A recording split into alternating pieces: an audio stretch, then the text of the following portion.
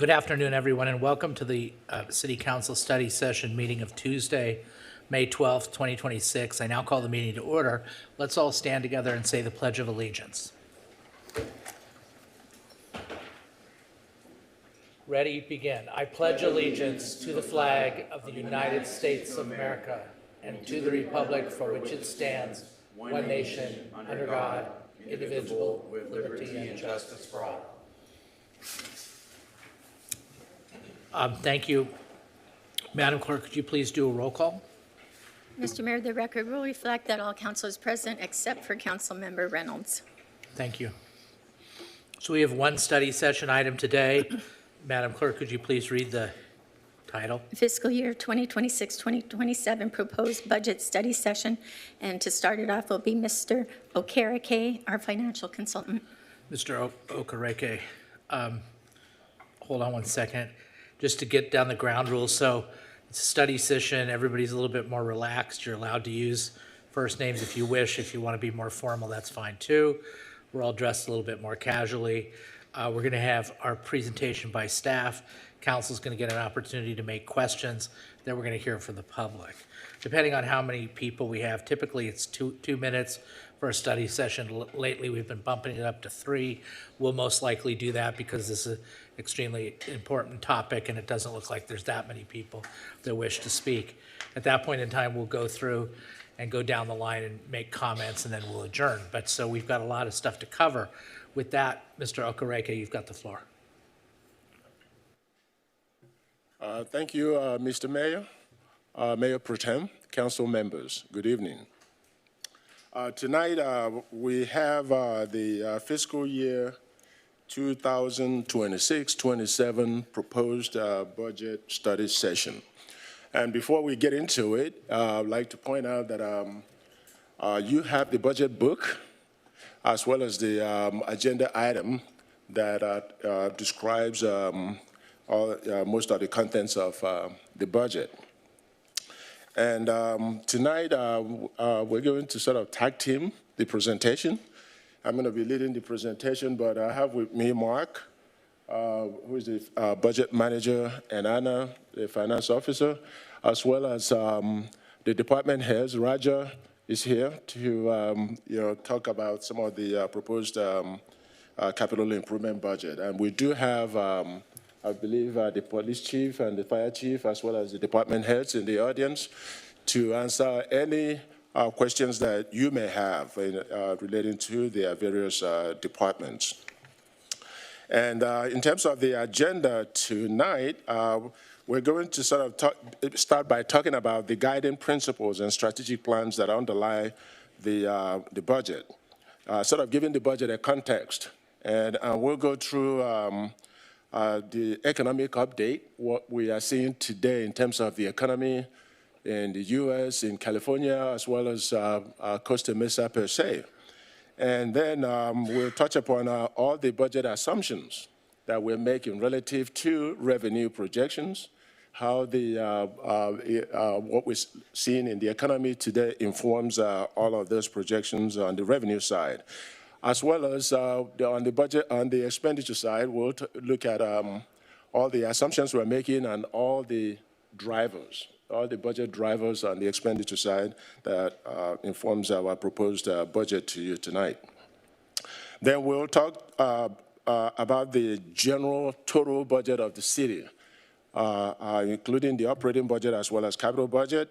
And then we'll go a little bit more specific to the general fund, which is the big general operating fund that everybody's concerned about, that funds all of the operating activities of the city. And after that, we'll touch upon the fiscal sustainability here. We'll take a look at our reserves, the state of our reserves, and what we're projecting in terms of reserves for the next fiscal year. And then we'll go through the calendar.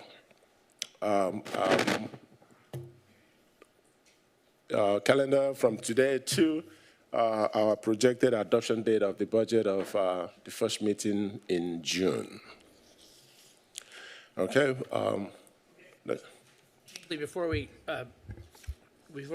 stop, I just want to make sure the council knows that's all fine, and we might whip through it, and Nobody might have a question for you. And everybody will be able to restrain themselves to the end. However, this is the study session for the council. If the council wishes to ask a question, they'll just, they have my permission to do that, and then they'll just have to ask for the floor. Politely, we'll stop you and ask that specific question, okay? And a reasonable follow-up. So, okay? That's fine. Good. Okay, what's next? All right. Next slide, please. Just on the guiding principles here. These are the guiding principles adopted by council and the strategic goals. The first one there is to strengthen the public's safety and improve the quality of life. And we're talking about the entire city residents, public safety, and the quality of life. And this budget incorporates so many of those elements. The next one, they diversify, stabilize, and increase housing to reflect community needs. There's allocation here for housing. And we also enrolled in the greening of the environment. The other is recruit and retain high-quality staff. And I think staff is focused on that. And the budget, as you will see, reflects that as well. And the last one there is to maintain and enhance cities' facilities, technology, and equipment. And the budget incorporates full allocation to the infrastructure fund as well as the IT funds.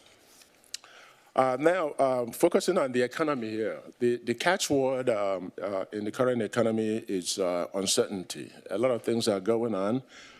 Increasing fuel prices, the interest rate hasn't been adjusted by the Feds since December. Inflation is becoming a concern. And consumer confidence, according to the Michigan survey, the record today, it's 48.2, which is a record low. And this is all driven, again, by rising gas prices, inflation concerns, and the geopolitical tension that's going on right now in the Middle East. So, but the good news, if you could say silver lining there, is that there's decreased concern about recession. And with all of this going on, even at the national level, California, and even at Costa Mesa per se level here, none of those things have really dampened the level of activity that we're seeing in terms of customers patronizing our stores locally. So sales tax, as you will see in a few slides down, reflects some of that anticipation that sales will continue to be at a certain level, irrespective of all these concerns. We don't know where it's going, but the entire budget is based on revenue projections, taking all of this into account. The way it stands right now, it looks a little bit, not too bad, but we are also concerned that if it goes on much longer, it might also impact our ability to generate revenue, especially sales tax, which is the biggest revenue for the city. Next slide, please.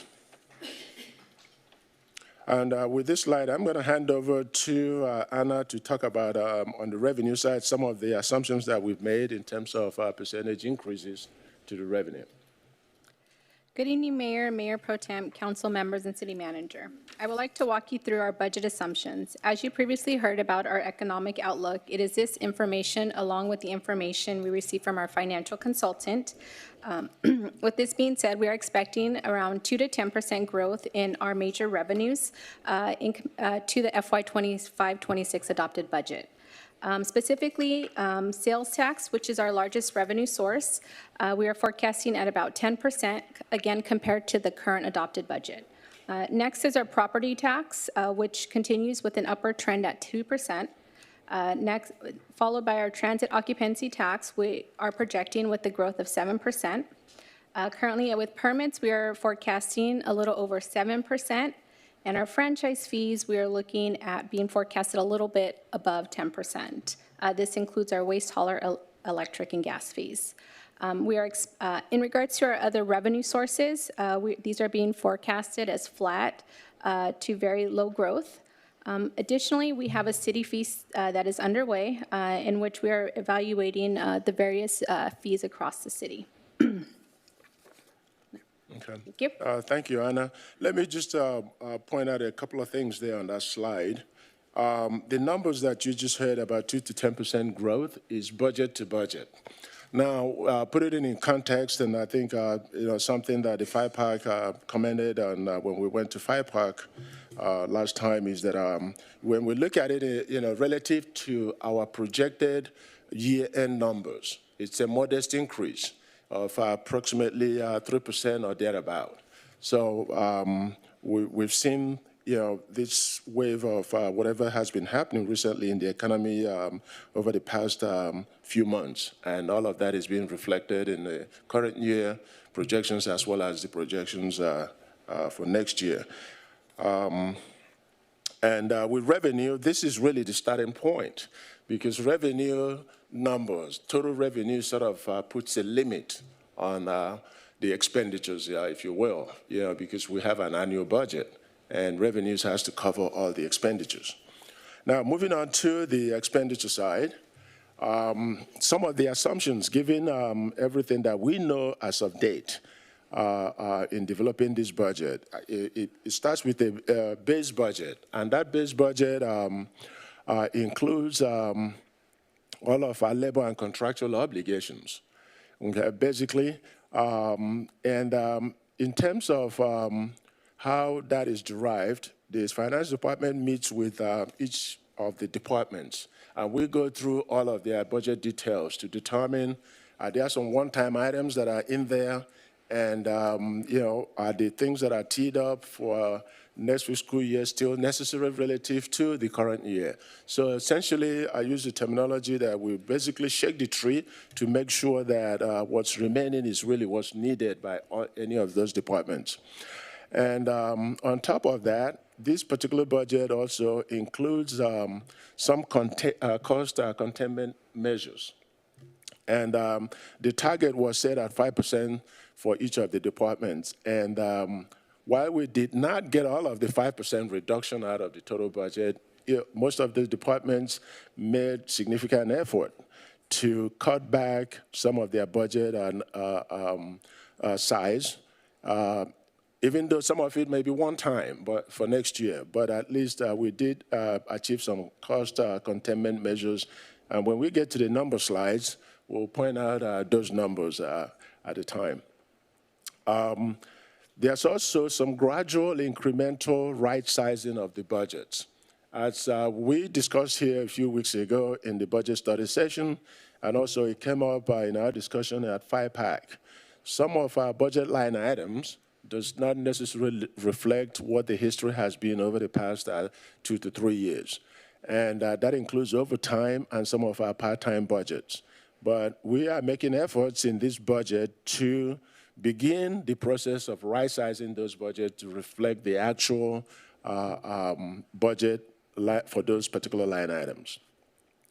And the budget also assumes actually the fully staffing position that our police department is in now, where all the sworn positions are fully filled and staffed.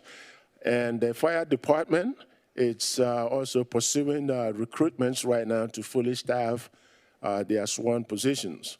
In addition to that, in this budget, we have identified 14 positions that we'll like to recommend to be frozen through the fiscal year, and 13 of that is in the general fund. And we are also making an assumption here and setting a target of 2% attrition factor across the board. That's over the entire total budget of the city of approximately, as you will see in the numbers, close to $200 million. And this is a departure from what was done in the past, where some of that attrition was department-specific. Here, we're saying we're going to implement a 2% across-the-board attrition factor, and it will be evenly distributed all across the department relative to the size of the department's budget. Also incorporated in this budget is the fully funding of the annual requirement for CAN, and the IT Needs Fund. And that also includes, in addition to funding it fully for this year, includes the scheduled repayment of previously deferred transfers to those two funds. And I want to emphasize those deferrals were financed or teed up to be paid back over 5 and 10 years. And whatever that year one payment is, it's included in this budget. Okay. Next slide, please. And just to put a little bit more context here when we're talking about funds within the city. Again, the general fund is the big operating fund of the city. We also have another category of funds, the special revenue funds, and that includes all the federal, state funds such as M2 funds, gas tax funds, CDBG, and all those funds. The commonality there is that all of those are restricted for specific purposes, and those cannot be used for general operating or general fund purposes. We also have internal service funds that gets allocation in the budget and some of that include the equipment replacement fund, our self-insurance fund, and the information technology fund. And then the capital improvement fund, which is basically what we term here as Fund 401, that captures all the monies that are necessary to execute the public works capital projects. And there's also the Housing Authority Fund that gets some allocation for homelessness and housing support. Now, in terms of the overall budget of the city, for next fiscal year, we're proposing a budget, all funds in the amount of $244.9 million. That's about almost $20 million or 9% increase from the current year adopted budget. About $109.3 million or 55% in the general fund resources is dedicated to public safety. The budget tees up investment of approximately $22 million into the city parks, streets, transportation networks, and other infrastructure. And there's also additional $12 million of bonds that we're anticipating for the renovation of the fire station number 2. The budget also includes a $2 million annual requirement, annual CalPERS URL contributions increase over last year. And then, as I pointed out in previous slide, it includes fully funding and the repayment of the other scheduled portion of the capital asset needs and the IT funds. And about $1.3 million it's teed up to be allocated to the housing fund.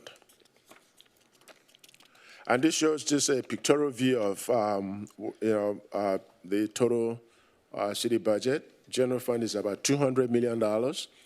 Internal service funds about 15.2. Capital projects are about 13.2.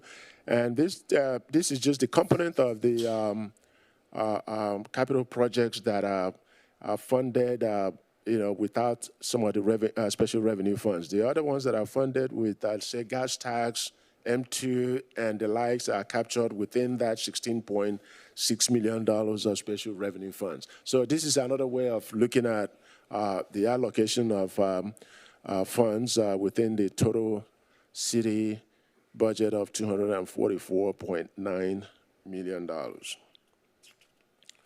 And again, just looking at that numbers strictly, the proposed budget, the middle column there, operating budget in total, and this operating budget includes the general fund, the special funds, and all the internal service funds.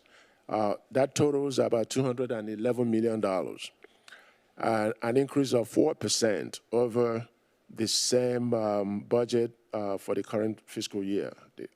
And transfers out, in that middle column, you see the $9.825 million.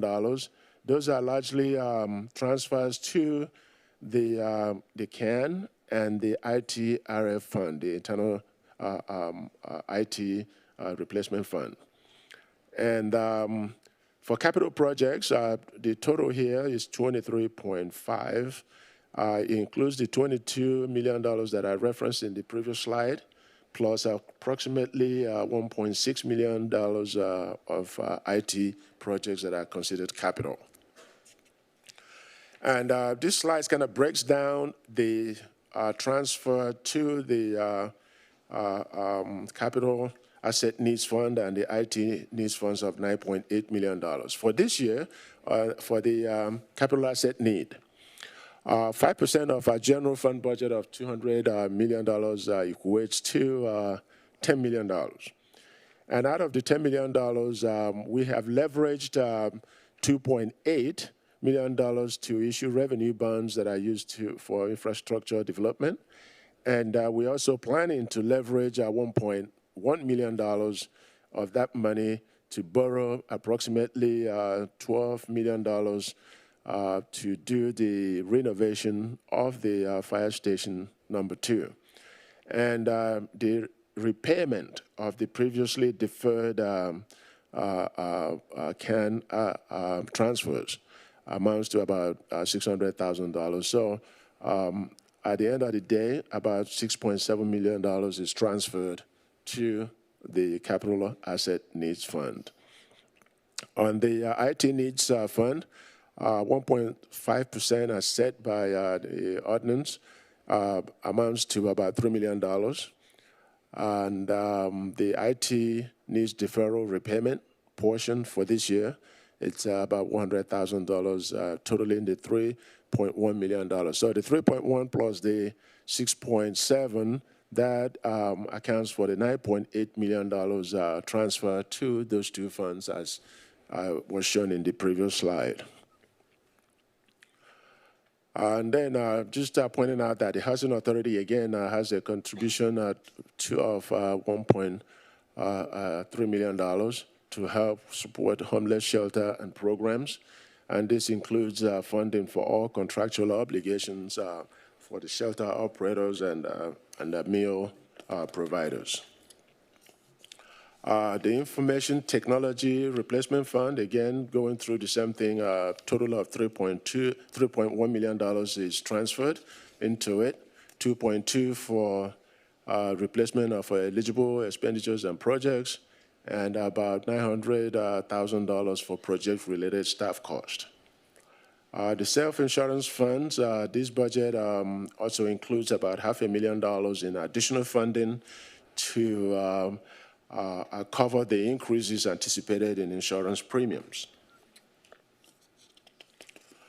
And with this slide, I'm going to turn over to the city manager to talk about the Arts and Cultural Master Plan Fund.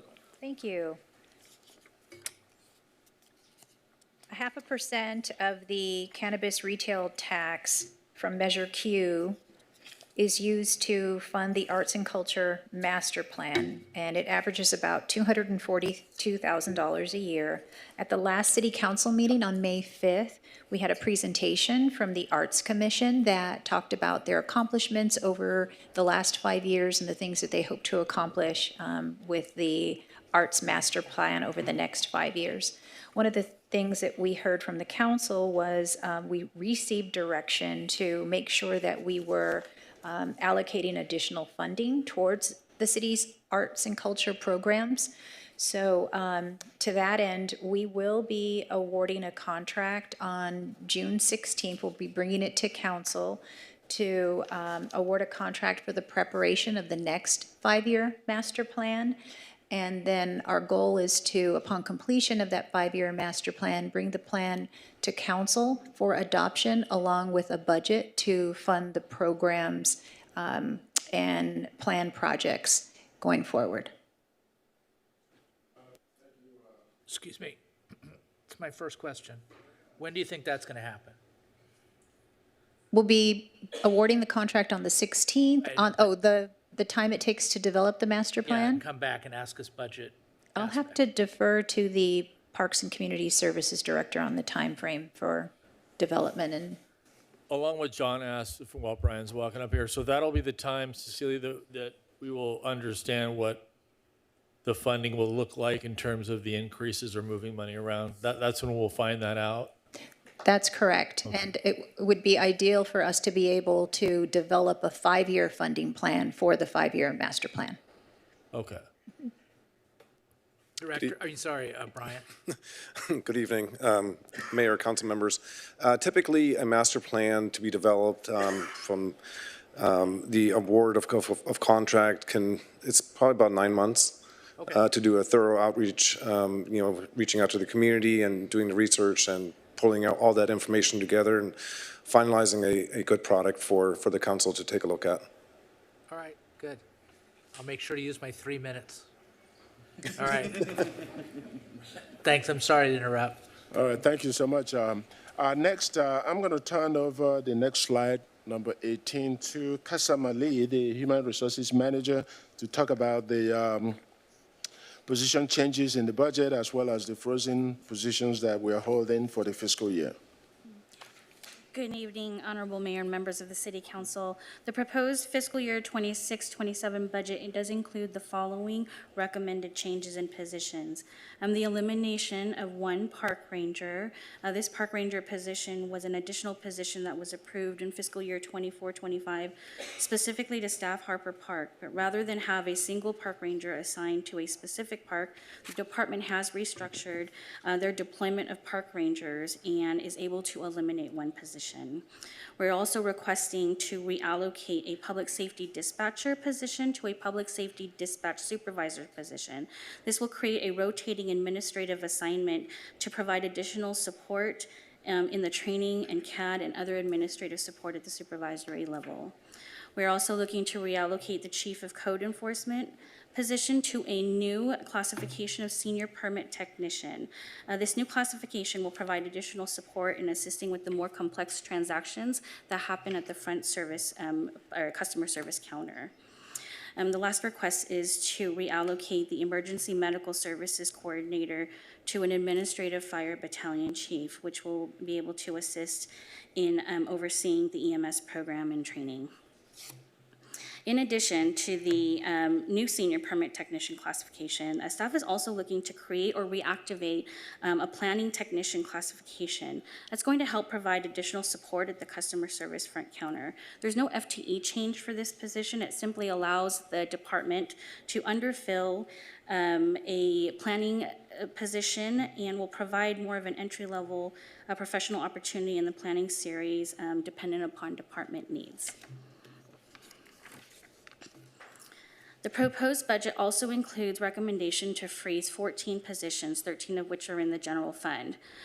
These positions will be funded in the budget, but will be frozen from a recruitment and hiring purposes. The following list includes positions that were frozen in the current fiscal year and are proposed to be frozen for fiscal year 26-27.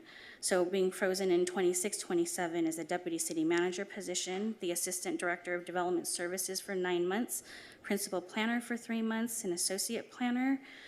Code Enforcement Officer 2 was frozen in 25-26, will continue to be frozen in 26-27. The Chief of Code Enforcement was frozen in 25-26, will be unfrozen for 26-27, and as I mentioned, will be reallocated to a new classification of Senior Permit Technician. Also being frozen for 26-27 is an Assistant Finance Director, Police Records Shift Supervisor, Assistant Fire Marshal. The Office Specialist 2 in the Parks Department will remain frozen for 26-27. Programmer Analyst 2 is newly frozen for 26-27. And then Engineering Technician 3, Lead Facilities Maintenance Technician, and Maintenance Supervisor will continue to be frozen for fiscal year 26-27. The Senior Engineer position, which was frozen in 25-26, will be unfrozen and authorized to fill for fiscal year 26-27. In the other fund, the Office Specialist 2 position in Development Services will remain frozen for 26-27. Can I fire a question out there real quick? Oh, I'm sorry. No, you can go first, Mike. We're very Mike informal. and then Manuel. Can somebody explain to this non-CPA finance guy, what's the actual impact to our budget on that? So we have the positions that appear on our budget as being funded, but we're going to freeze the hiring of those positions. explain to me what's the actual impact, because we don't actually expend the funds. That's correct. So the position will be funded in the budget as part of our complete staffing. When we don't fill the position, the city does realize the salary savings from not filling the position. And just to play it through in my head, if we didn't freeze the positions and we actually did onboard these new positions, we'd actually incur that expense and it would take away from it would increase our expenses bottom line.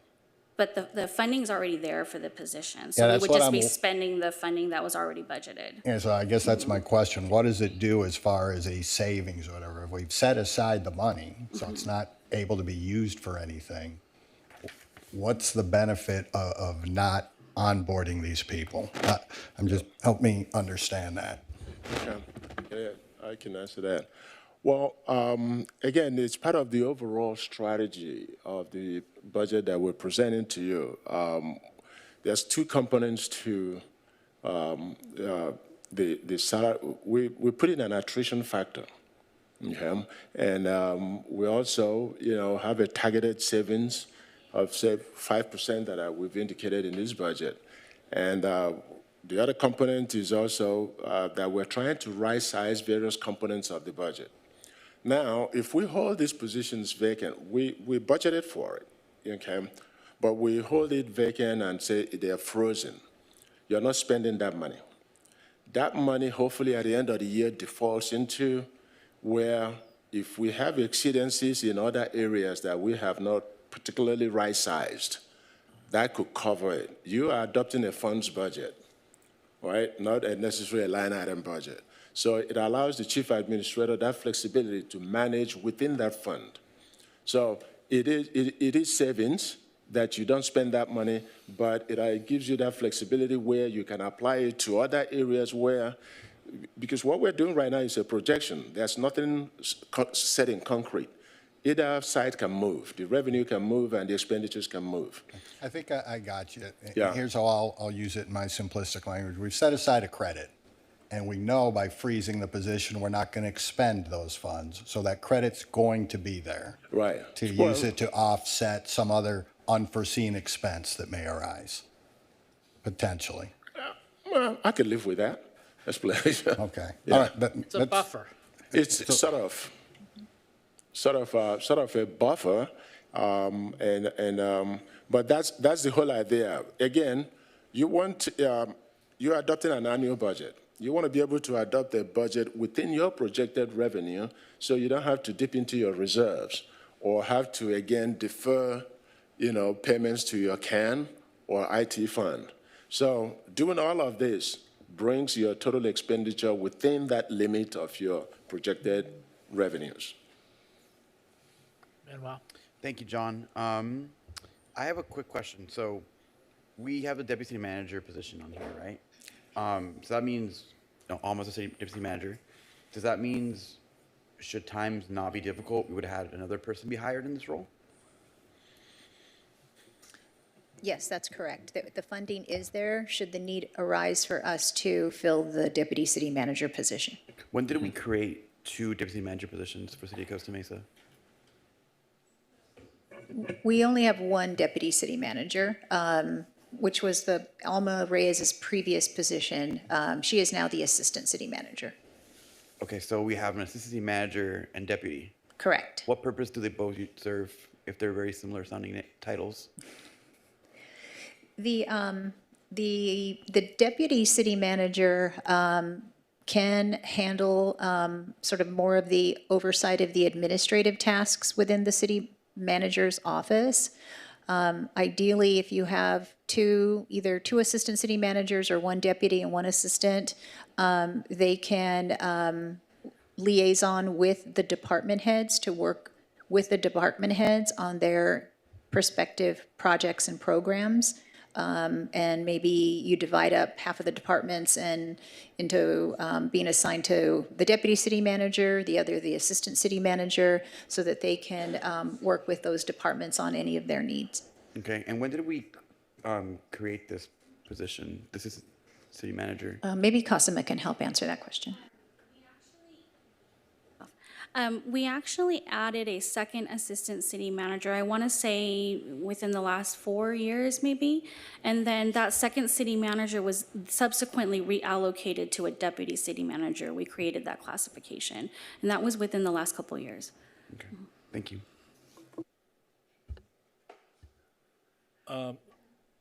Were you going? Oh, no, I was going to ask, so, you know, I like to complain about money being fiscally responsible, but I also I'm going to try to practice what I preach. So on the arts thing, I noticed it's not, I don't know if it's supposed to be on the slide or not. We just lost the arts young lady, I forget her name already. She was, yeah, and I'm wondering, because I think Councilmember Marr asked about this last time, but I think her salary was in the arts budget when it's typically that type of salary would be in the general fund budget. I'm wondering, do we need her? And if we didn't fill that position, could that $100 and some odd thousand go toward some of this art stuff that we're talking about? I know these are just big questions, so that's some savings there. I'm not sure how much. I think we could do the job without filling that position, which would mean a considerable amount of annual income. Am I being crazy on that? So that is one option the council could consider and provide direction to us on. It is a position that is funded through the Arts and Culture Fund. We did hear some comments from the council at the last meeting to address filling that vacancy, but we will follow the council's direction. Okay. And one last, go ahead, were you speaking? Yeah, go ahead. Can I ask a Yeah, follow-up go to ahead. that, actually? So I was looking at page 129 of the budget book that we received, and under the salaries and benefits for the fund labeled Arts and Culture Master Plan, we go from 179,000 in the adopted budget to 30,000. So I was assuming that meant that you had already cut that position or did not intend to fill it anytime soon. But then I also saw page 65 under Parks and Community Services staffing, we do show an art specialist filled in 26-27. So what am I not understanding in the salary number not being a full staff person? So, Councilmember Marr, the salary number in there represents the retirement, the UAL costs.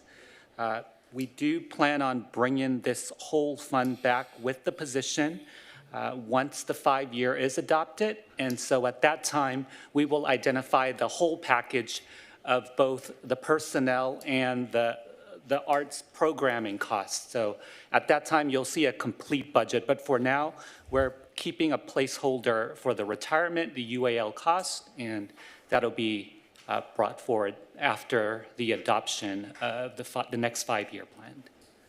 So we're sort of doing the opposite of what we're doing with the frozen positions. In the case of the frozen positions, we're holding them as a credit, as somebody set up here. But in this case, we don't have a budget allocated, and we're hoping, I don't know, at mid-year or maybe later that there's funding available.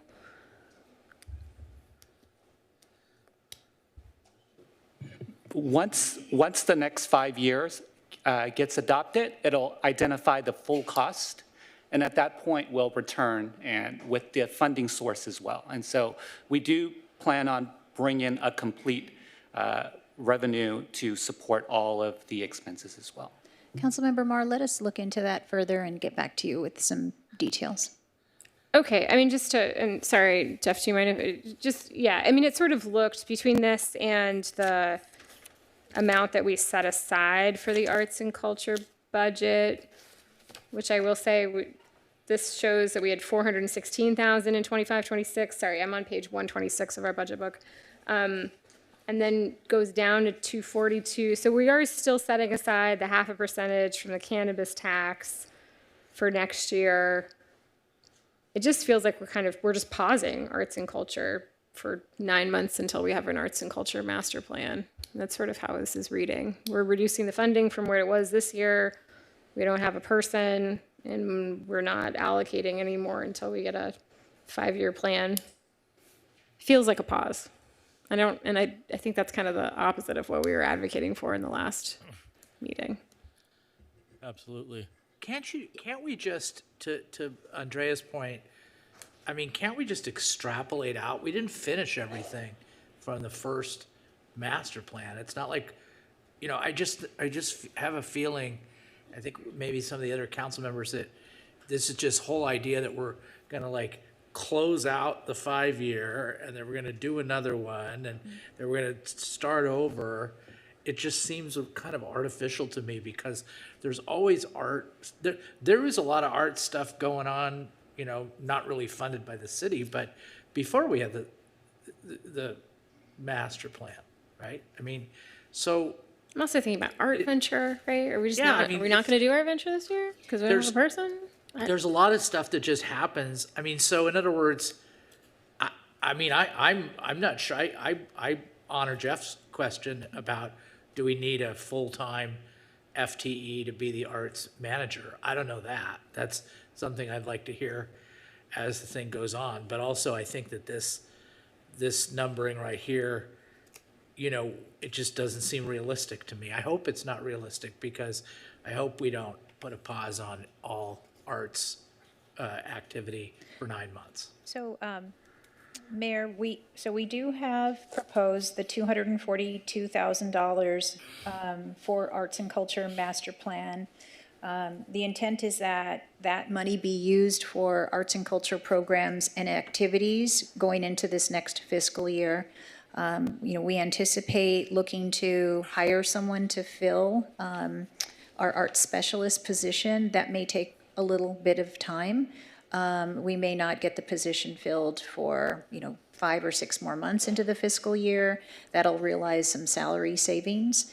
One of the things that we do plan on doing just as a whole with this budget is really coming back to council and doing a true mid-year check-in with the council to see how we're doing across the board in all departments, in all funds, and give the council a realistic picture of what our assumptions have been, and the Arts and Culture Master Plan Fund will be one of those. Okay. Do you have any other questions? I'm going to ask just one more question, and it's going to be you're going to give some information back for Andrea. Along those same lines, I'd like to ask for some information. This is a big one, but I would like, how many positions have been added or expanded over the last 5 years were related to outreach, sustainability, planning, communications, and program coordination? In other words, unrelated to core services. In other words, so yeah, how many positions in the last 5 years were related to the things that were not core service functions of staff? So that's a big ask, but maybe next something along those lines, I'd like to know for in the same time frame you're getting Andrea's info. That'd be great, Cecilia. Thanks. That's all I have. Jeff, what are the categories again? I would like to know so it would be for outreach, sustainability, planning, communications, or program coordination.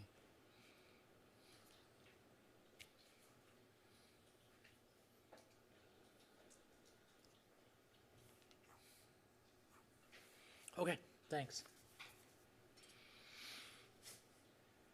Okay, I think we're, pick up where you left off. Where we are. And I just wanted to clarify, I was reminded that we actually had 2 assistant city managers for quite some years, back a couple city managers ago, so. Yes. Just wanted to make that clarification. Thank you. We didn't have 2 city managers. We had, we did many 2 years assistant city ago. managers. Assistant city manager. Under Tom Hatch. Rick Francis And and Tammy Tammy Letourneau. Letourneau. Yes. Yeah. Boy, that's going back there. Yeah. Yeah. Go ahead, I'm sorry, where were we? Go ahead. AB 2561 requires the city to annually present to the city council our current vacancy information. This will formally be presented to the city council at the June 2nd meeting, but wanted to provide a brief overview of the current vacancies by bargaining unit for fiscal year 25-26. This is based on a budgeted number of 585 positions for fiscal year 25-26, which excludes the 7 council members and the 8 frozen positions. For fiscal year 25-26, the vacancy rates by bargaining unit range from 0% up to 23% for one of our smaller non-represented groups, with an overall vacancy rate of 6%. Okay, thank you, Kasima. Sorry, one more slide. Oh, next slide. Oh, sorry. And then just a quick overview of our current vacancies. These are the vacancies as of April 26th, or the end of April 2026. The city currently has 38 vacancies across all departments. And I will turn it back over to the finance team. Okay, thank you.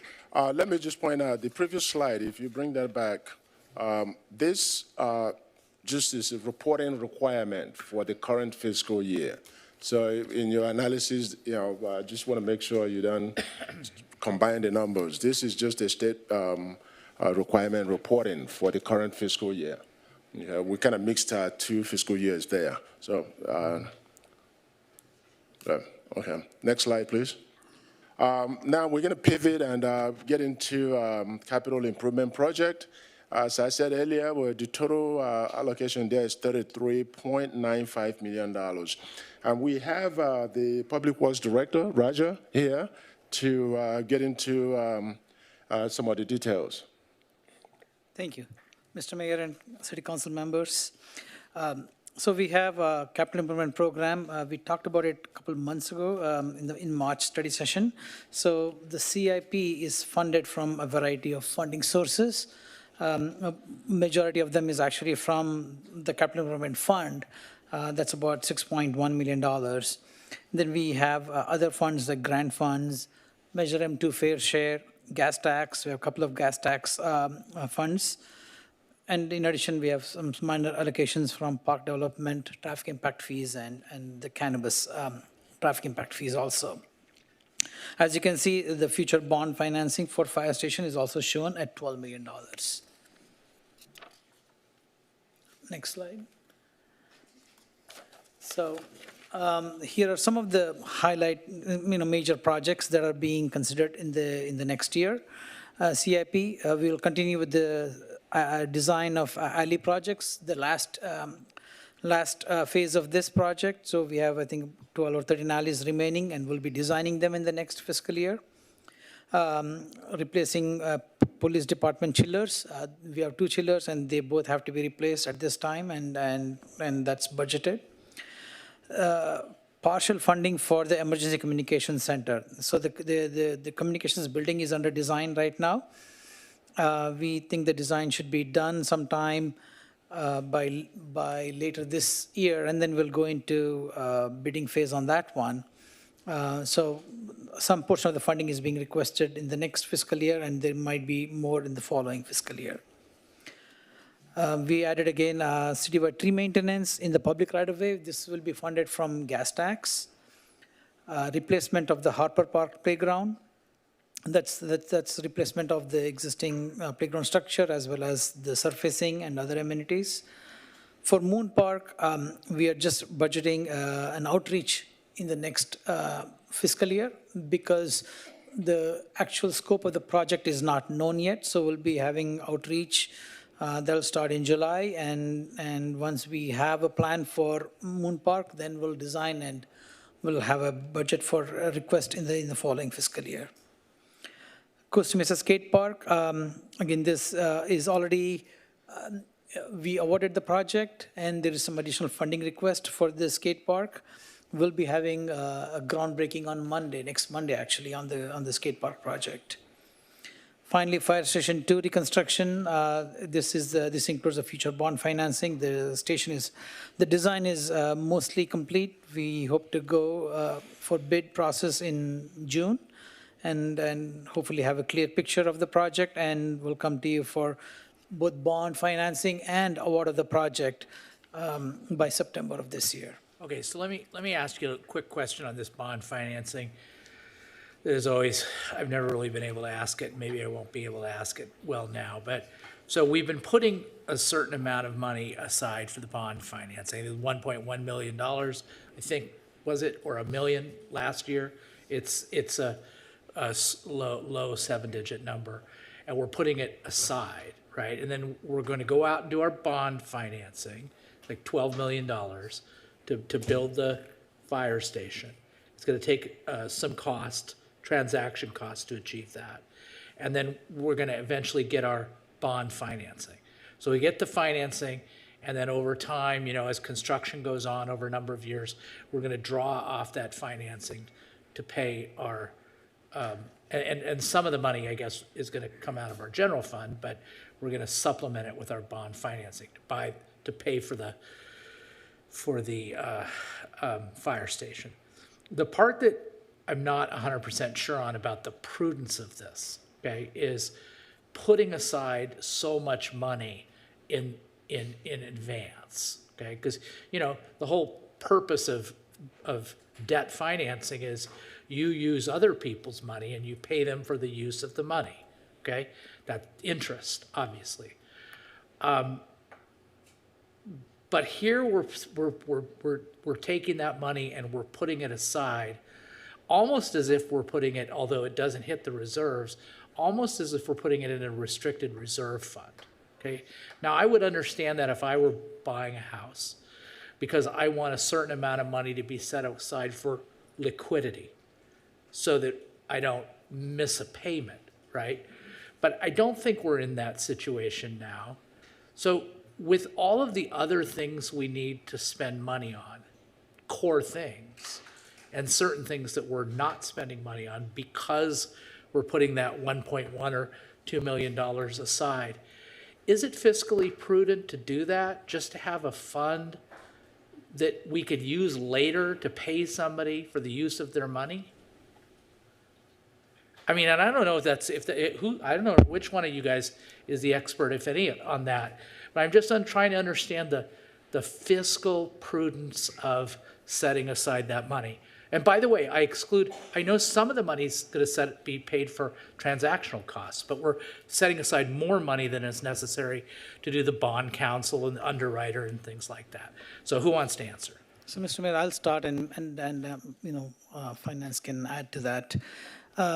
So we set aside $1 million from, $1.1 million from this 25-26. And assuming that we would be going out with the bond financing this year. So that money, what happens is it gets allocated to as a city cost for the project. It's not going anywhere. It's going to be used for the Fire Station 2 project.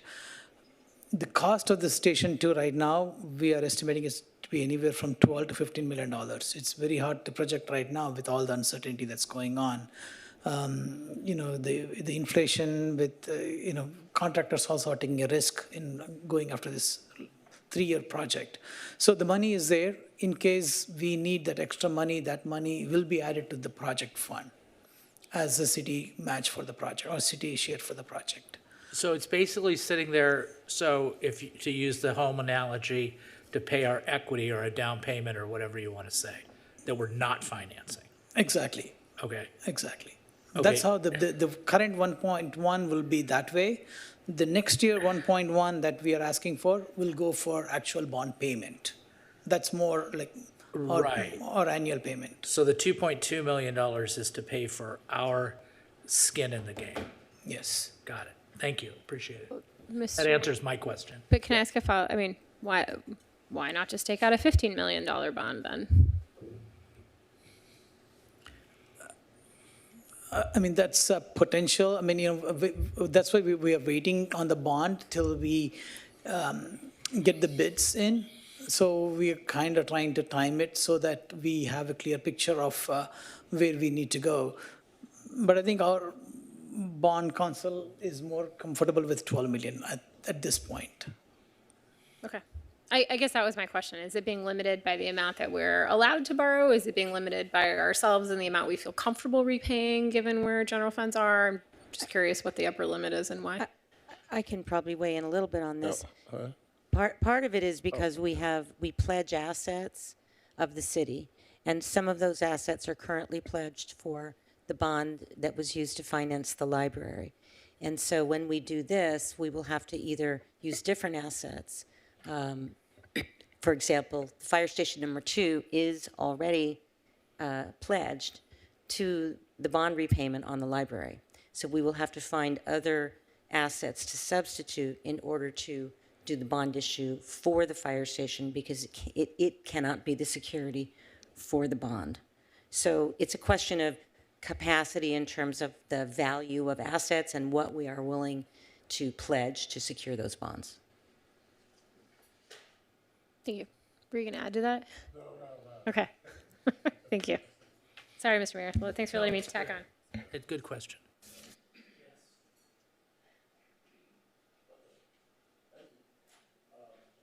Thank you, Roger. Now, we've talked about the total city budget. We're going to move on to specifically the general fund. And next slide, please. General fund, again, in a minute, I'm going to turn it over to our budget manager here, Mark. But just looking at the slide here, the third column of numbers, that is our proposed 2026-27 budget. And total estimated revenues approximately $200 million, and total operating budget is about $190.2 million. And then we layer on the transfer out to the capital asset need fund and the in IT needs funds for 9.8. So basically all of our revenues and spoken for. That is a structurally balanced budget. With that, I'm going to turn it over to Mark, and we'll start really looking at some of the details. Thank you, Kingsley. Good evening, Council, Mayor, Mayor Pro Temp, City Manager. As far as this general fund revenue highlights goes, the general fund revenue is projected to be $200 million for FY 26-27, an increase of $13.1 million over the prior year adopted budget. So I do want to emphasize that it is budget to budget, so a budget to budget increase of 7%. However, if you look at the projected year end of this year of $194 million, it's only a growth of 3%. So I do want to make that clarifying statement that it's a growth of about 3% from this year. Sales tax is our biggest. Can you say that again? Okay, so. I was distracted. I want to make sure I heard it. So next year's projected revenue is $200 million. When you compare it to last year's adopted budget, it's a $13.1 million increase. So that's an increase of 7%. However, if you look at this current year-end projection rather than the adopted budget, That's how you get 3. Got it. Okay. this current year's projection is year-end is 194. So it's only a modest 3% increase rather than a 7%. Okay. I understand. Thank you. Sorry about that. Thank you.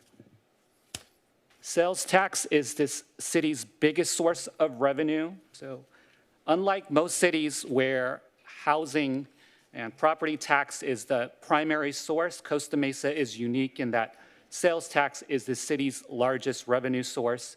It's estimated at $82.5 million for FY 26-27, an increase of $7.5 million or 10% from last year's adopted budget. Property tax is estimated at $64 million, reflecting a 2% growth above last year's adopted budget. And transient occupancy tax is estimated at $10.6 million, reflecting a 7% increase above last year's adopted budget. I do want to note that transient occupancy tax may be impacted if fuel prices prolongs, because that impacts also not only car fuel, but jet fuel as well. And so that may limit travel and leisure spending. So we will continue to monitor those revenue sources. As far as fees and charges are estimated at $13.9 million, reflecting approximately an increase of $800,000 from the prior year's adopted budget. And cannabis taxes are going to be estimated relatively flat at $3.7 million. Can I fire a question out there while we're talking? Mike, sure. You know, when we're talking about the fees and charges, estimated 13.9 and an increase of 808,000, that's the projected. I looked at page 7 of the presentation where we mentioned, you know, revenue assumptions and impact, and I think you had permits, and that's part of that component there under fees. That would include the permits, permitting. On page 26, when we're looking at fees and charges, that number includes our permitting fees. Okay. And then earlier, I believe you guys were predicting about a 7% increase in permitting fees. If you go to page 7, and that was a comment that you made. Right. Okay. My question is that 7%, what are the limiting factors there at all? Are we maxed out at full capacity with staffing to process relatively set number of permits in any given 12-month cycle? Or is that 7% anticipated on just the number of permits that actually make it to the counter? Is there any limiting factors that are keeping those permitting fees down? Could we process more and increase that number? I'm just trying to understand how our permitting revenue works. We have our Development Services Director, Carrie Tai, participating via Zoom. We do get projected permit revenue increases from the Development Services Department. Some of those projections are based on anticipated projects that are in the queue that we know might be pulling building permits or breaking ground in the next fiscal year. So some of the information is based on that. We certainly aren't limited to the finite capacity of staff. We do have outside consultants to help us with plan check and plan review, but I want to turn it over to Director Tai for some additional context and information. And thank you, City Manager Gallardo Daly. Good evening, Mayor and members of the City Council. Yes, to elaborate a little bit on the process that the Development Services team uses in concert with the budget team to forecast next year's revenues, we do use a series of different factors to anticipate what next year's volumes looks like. In part, we use general trajectory for what our current year volume is, and we project that into next year. But we also look at the types of larger projects that have been approved. And if the council is aware, the Planning Commission and city staff have been very active in approving many different housing projects through entitlements, which we anticipate will come forward into the permitting realm in the next fiscal year. And that's why we're tracking a 7% increase, because we're taking into account all the activity we've seen come through Planning Commission and also staff level for entitlements. There usually is a lag time, about 6 to 9 months between the time that entitlements are approved and the construction drawings are developed by the applicants before they submit. And so we use that timeline to forecast that. So hopefully that gives you a little bit of a preview as to some of the factors we use. Thank you. If we could compact that timeline from 6 to 9 months to get through plan check, to get from permit to certificate of occupancy, would that increase the fee revenue?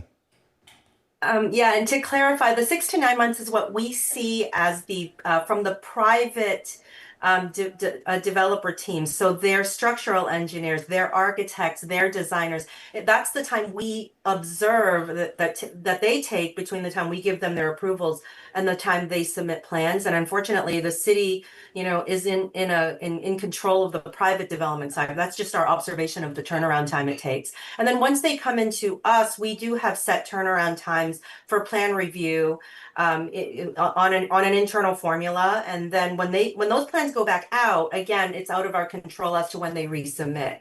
We can control our timelines, but unfortunately, I think there's a saturation and workload factor on the private development side that we've heard about as well. Okay, man, that was that closeout right there was kind of the point I was getting to, but I appreciate your comment.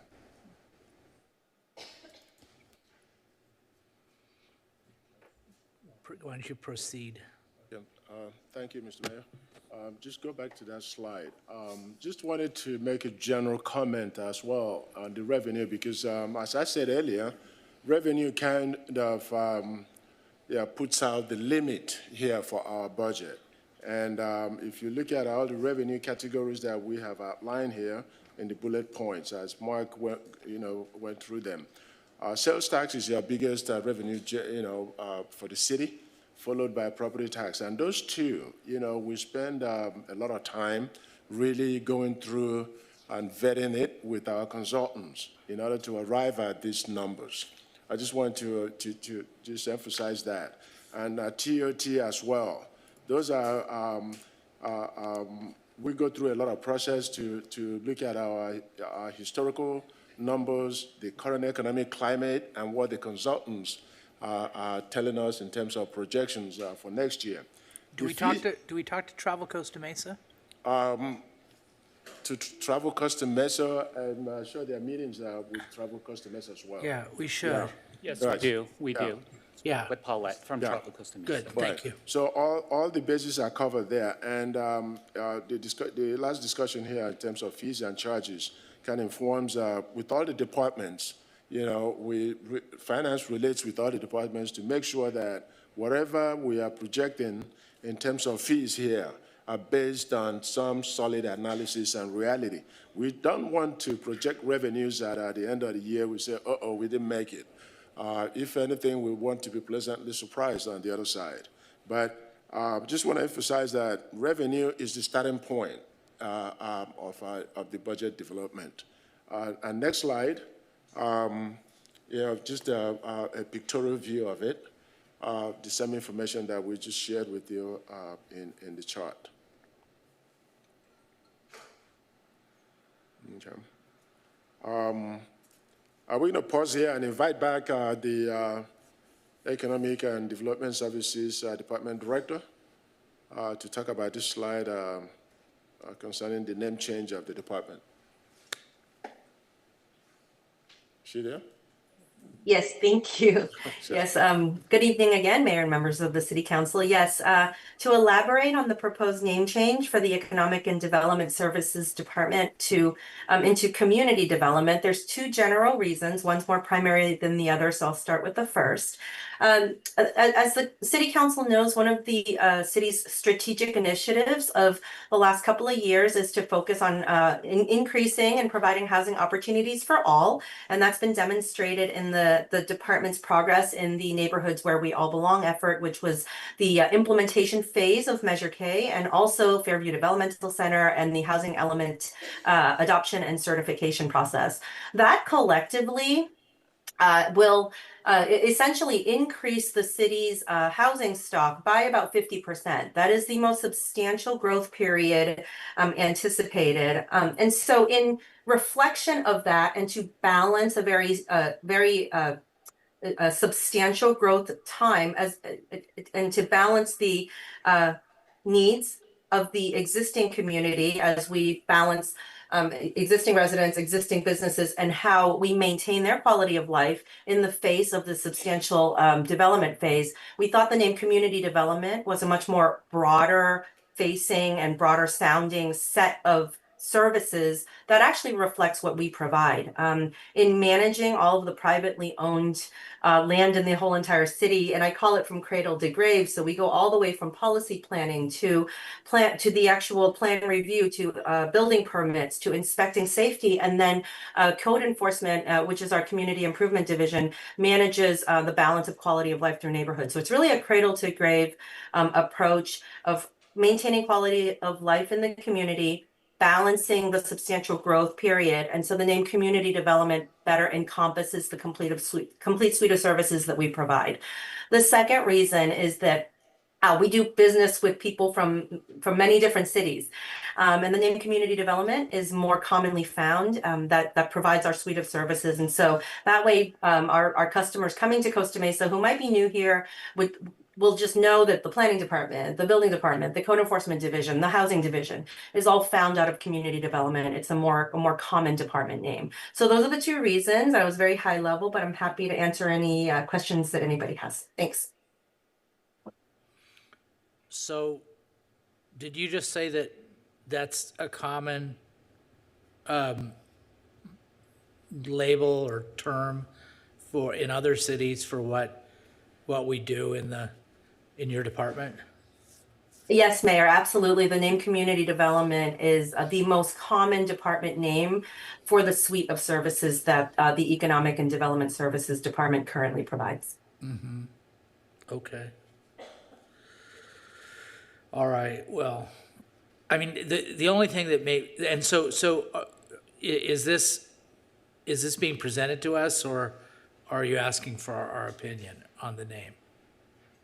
Oh, thank you. We are presenting the proposed name change as part of the budget process. Got it. The only, I mean, listen, I'm not gonna make a big deal about it, but it seemed a little bit confusing because we've got Parks, Arts, and Community Services, and we've got Community Development.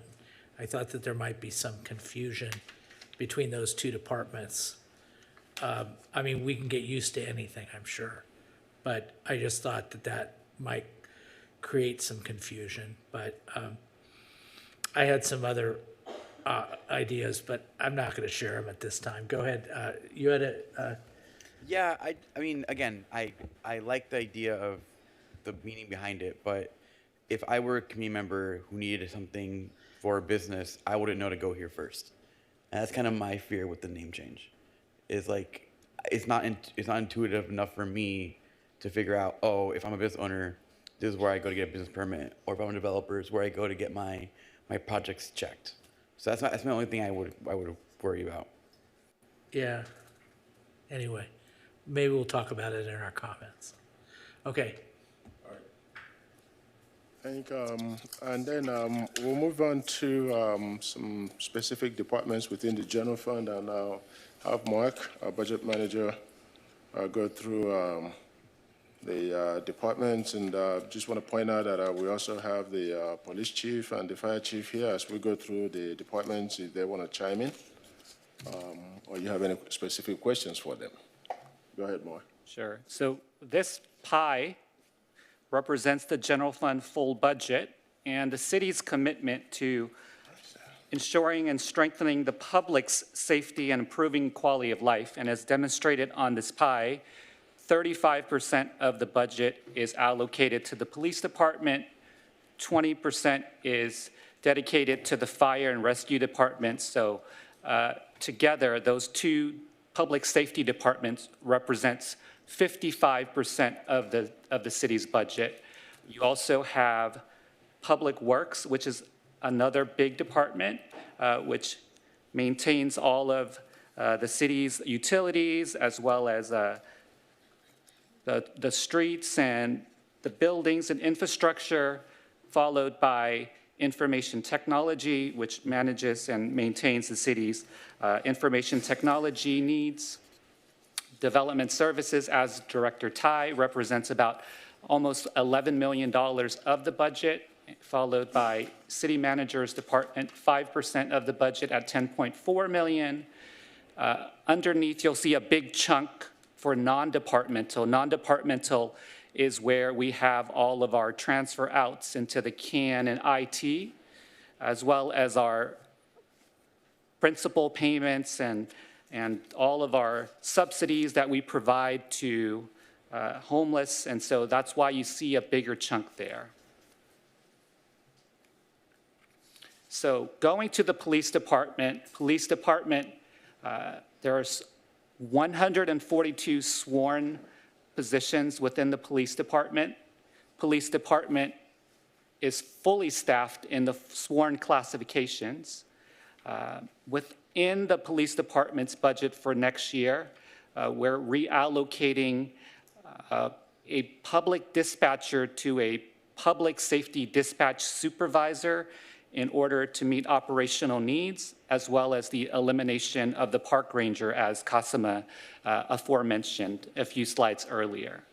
The police department also has $700,000 for new and replacement vehicles. That's just within the life cycle of the vehicles that are phased out and replaced as they meet their life expectancy. For the fire and rescue department, there are 86 sworn positions within the fire and rescue department. Recruitment is currently underway for 8 firefighters. So fire is also in the efforts of pursuing full staffing. Other annualized enhancements include the reallocation of an emergency medical services coordinator to a fire battalion chief, and about $100,000 dedicated to a new vehicle. And at this point, Sorry to interject, and I didn't want to ruin your flow when you went to the fire department. I want to talk a little bit about the police department, because one of the things that I've been talking with Chief about was kind of like the pros of having a lot of officers that we're fully staffed in the city of Costa Mesa, which is a good thing. Like, we want to have a fully funded police department. But, you know, even with fully funded staff, we still sometimes have to use overtime. And I know that's been historically something that we don't always account for, because historically we've used vacant positions as a way to kind of find those funds. On this budget cycle, are we taking into account police overtime? Because it happens every year. I've been on council, and it's something that, you know, even with fully funded staff, we will see.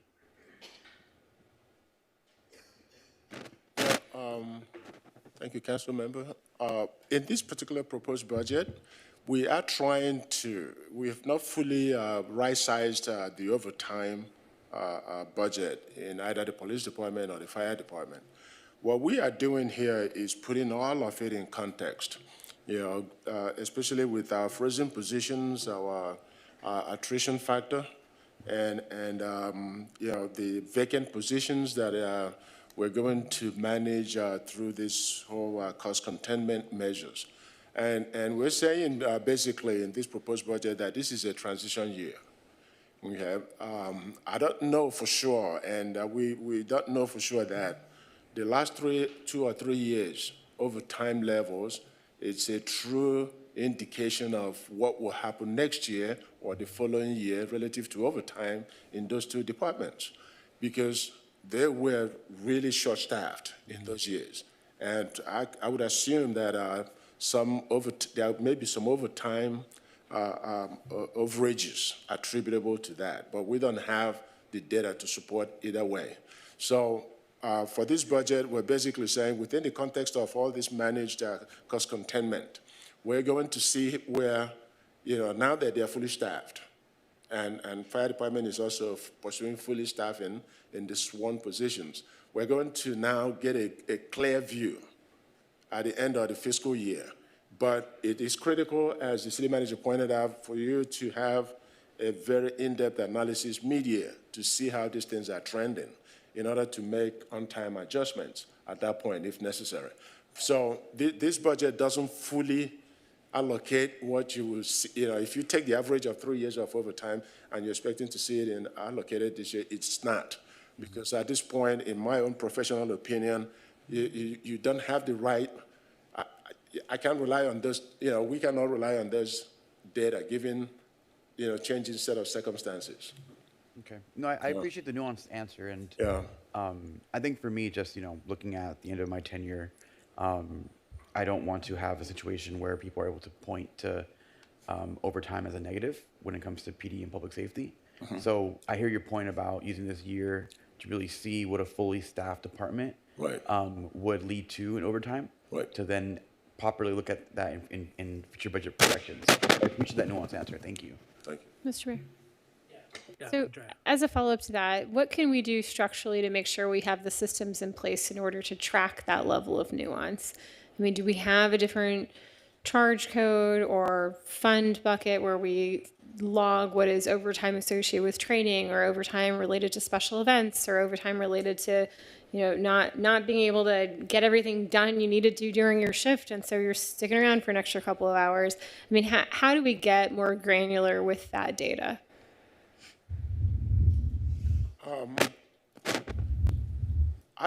I think currently maybe it can be tracked, but we're going through some systems changes that I think will enable the city to better track it. And I think we have the IT director here that we're implementing some enterprise resource system that I believe will help, track it. However, my point is still that perhaps, we could track it with whatever tools you have right now, even if it's in Excel. Yeah. But the set of circumstances are different. And you need to track it, going forward, Totally to agree. really get a good indication of where you stand relative to overtime in all these departments. My concern is that we were fully staffed, and then at the end of the year, we look back and overtime's dropped by, I don't know, 10%, right? And we're like, well, I don't know what happened. The more we can start collecting that granularity of data now, I don't care. You're right. It could totally be in Excel and get updated every pay period. But it does need to get tracked so that we have that level of information and we don't look, in a year like, no idea why it's still high. Councilmember Okay, Mar, thank you. that is one thing that we are going to make a concerted effort going forward to know what the expenditures are, that the departments know their budgets inside and out, and that we're tracking these things so that 6 months into the fiscal year, we don't find out that, we've exceeded the amount that we were appropriated for the entire year. So we are going to do a better job, and certainly the finance department is, of tracking that and working with departments to look at the dollars and work within the ones that they were allocated. And if, one of the things that we heard, and, this will probably get covered in the presentation or maybe through public comment, but some of the feedback that we received from the FIPAC group last week was, are we adequately budgeting for things like utilities if we know that historically year over year they come in a higher amount?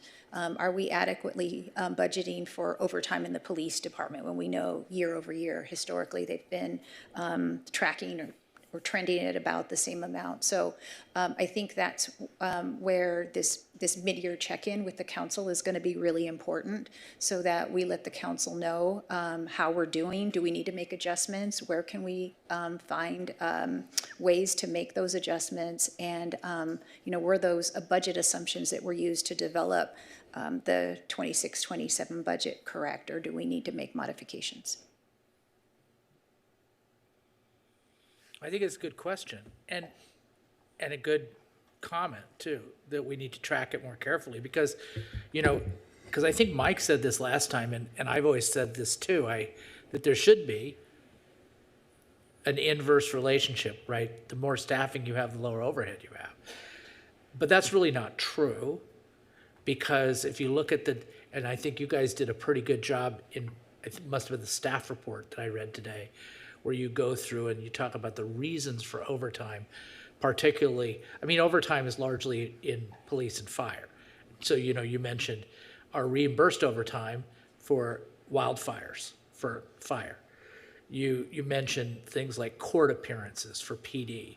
And, you might say with the fully staffed police department, that might be a direct relationship. You have more court appearances, you have more sworn officers, more arrests, more cases go to court, more court appearances, therefore more overtime. So that's a little bit of an anomaly, I guess. But as I looked at those, I thought some of them you would expect overtime to go down as staffing goes up. Some of them you would expect there to be no change, and like you can't predict wildfires, And so, in other words, I do think that both of these things are good ideas, tracking it in terms of category and also checking back in on a frequent basis, I mean, for the staff's perspective, it could be, once a month or whatever, and maybe the council, a couple times a year or something. But nevertheless, it's a little bit of elusive because within those buckets, they're not necessarily, you can't predict them. You could do your best. You can come up with some range for planning purposes, but you can't always predict them. But I think the exercise is good, and I think getting some accuracy in this number is good because we've just kind of been moving over year, just budgeting and going over budget, budgeting and going over budget. And it would be better if we could make an effort to be more precise on that. Okay, so, sorry, broke your flow, but I won't say that later. Go. Yeah, all right, thank you. Next slide. All right, just finish off the general fund. What we're proposing to you is a structurally balanced budget. Basically, setting our budget within the revenue limitations that we have for the fiscal year. And for general fund, 55% of the resources is committed to public safety. As Kasema pointed out earlier, we are reallocating 3 positions while reducing 1 FTE position within the budget. And this budget also includes, a $2 million appropriation for the year-over-year increase in our unfunded actual liability for CalPERS. And we are implementing, as I've mentioned several times, a 2% attrition factor across all departments, a deviation from the specific department attributions that we did in the past. And we are allocating a total of $6.7 million to the CAN, inclusive of the $600,000 of scheduled repayment from previously deferred transfers. The same thing, we're doing the full allocation to the Information Technology Needs Fund. Again, it includes about $100,000 of the deferred repayment. So basically, the theme here for the budget: measure decisions, meaningful impact, and the goal is to achieve. Sorry to cut you off. You skipped slide 32 there. Oh, which one? The pie chart. I'm not gonna drill you too much on this. Although I do have a question. Okay. Just on the, this is probably Raj's category maybe, but Yes. on the proposed budget by category, the 34 million looks good, makes sense. I just had a question on the transportation piece, and I'm glad it was broken out in streets and transportation, but I'm gonna ask just a general philosophical question. I think that's what this is, but are transportation projects primarily improving traffic flow and roadway efficiency, or are they intended to shift behavior away from driving? And before you answer that, or how I think you might answer it, is what measurable congestion reduction has resulted from previous active transportation investments? And the last part I'm going to add to that, I'd like this information, if we can at some point, would be, can staff provide before and after traffic performance metrics from completed bike and pedestrian projects? That would be a future ask. But I don't know, that's a lot, Raja, there, but you see what I'm getting at? Yes, Council Member. So I'll try to answer, and some of them might require a separate memo from us on the benefits of different projects that we implemented.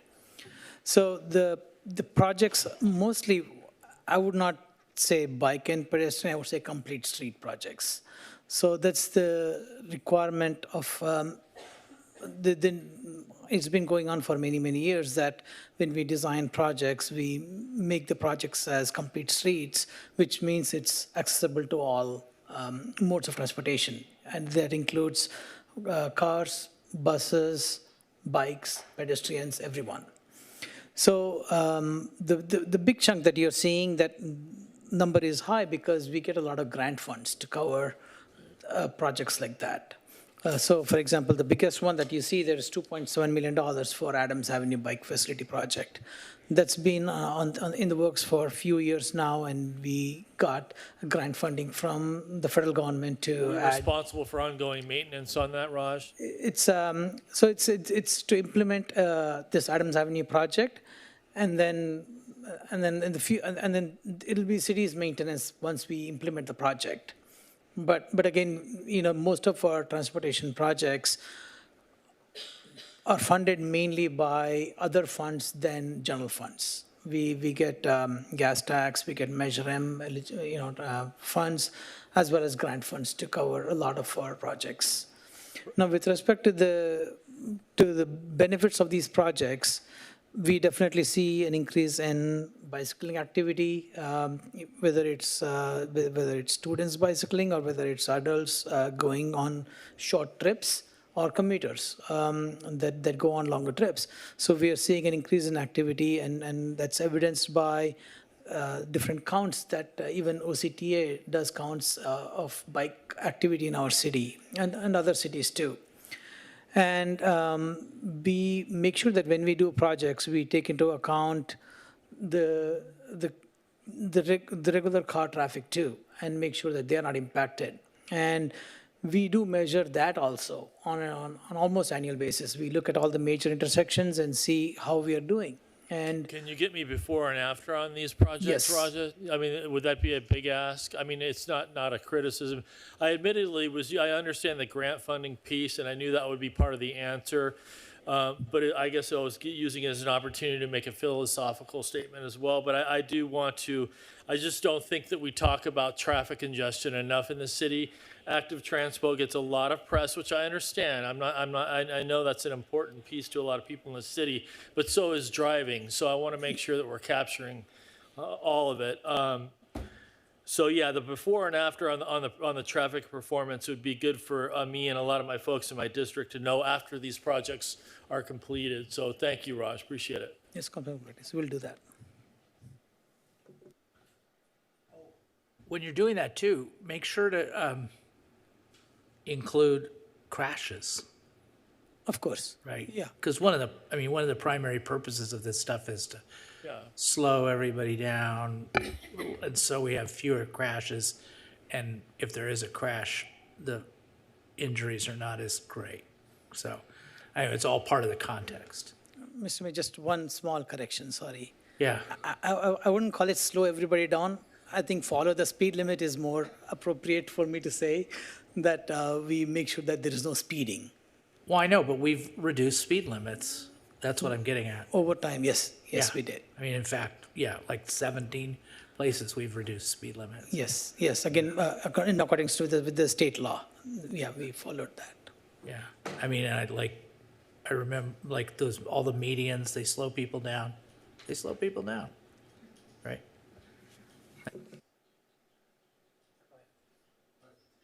Thank you.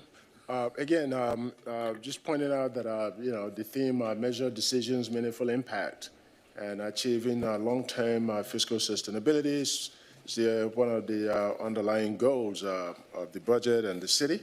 And the next slide here sort of captures, this is the city reserves. And just going through it, the last column there, basically where as you saw, the general fund budget is basically just fitted within the estimated revenues. So we're not projecting any surplus right now that can go into reserve. But the reserves, as it stands, is still as robust as possible under the circumstances, and it has a reservation for a lot of stuff that enables the city to maintain the good financial standing that the city has and the credit rating that the city has. Again, the last slide there would basically Mr. Ray? repeating. Sorry, can I ask a question about this? Yes. Sure. Okay, so 21 shows that as of June 20, June 30th, 2025, combined reserves totaled 61 million. So Right. that matches. And then if we go to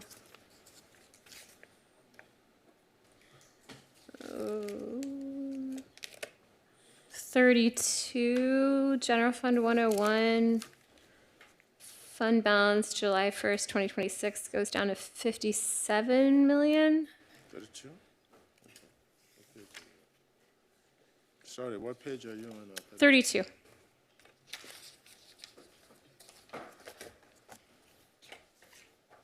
That very top row, right? That General Fund 101.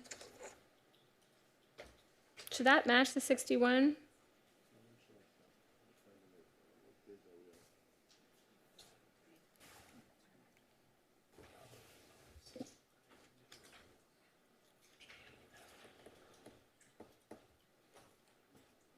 Yeah, that should be matching 61. Not sure why. We'll take a look at that. Okay. Yeah, thank Honestly, you. part of the reason I asked is to make sure I understood it, so I appreciate that that. should be matching. Thank you for that. Yeah, no problem. Thank you. Yeah. Okay. Okay, and just again, in conclusion, we have a balanced, structurally balanced budget. We're not dipping into the reserves as presently proposed, and we're fully funding all the ordinance required transfers to the infrastructure and IT replacement funds. And with that, the next slide basically it's our budget calendar. The goal is to have the adopted budget on the first meeting in June, on June 2nd. We are also going back to Five Park tomorrow evening. We presented the budget to them last week. And tomorrow, Five Park will have more deliberation on the budget and perhaps develop some recommendations for council. Leading up to the proposed adoption date. And we've also penciled in, as I said before, the second meeting in June 16th, in case the council requires more time to look into the budget and was not able to adopt it on the 2nd. And with that, you can take questions. Yes, Lauren. So you had said you're going to give FIPAC an opportunity to make a presentation to council. Is that correct? No, we're going to FIPAC tomorrow so that FIPAC can provide a recommendation on the budget to council. Okay, so they'll be making a presentation prior, is that correct, to the meeting beginning on the 2nd? Or when will this presentation happen that it's going to be given to council? We'll incorporate FIPAC's recommendation in the budget staff report that would come to council on June 2nd. We don't anticipate FIPAC coming to council on between now and then and making a presentation to council. We will be at FIPAC tomorrow.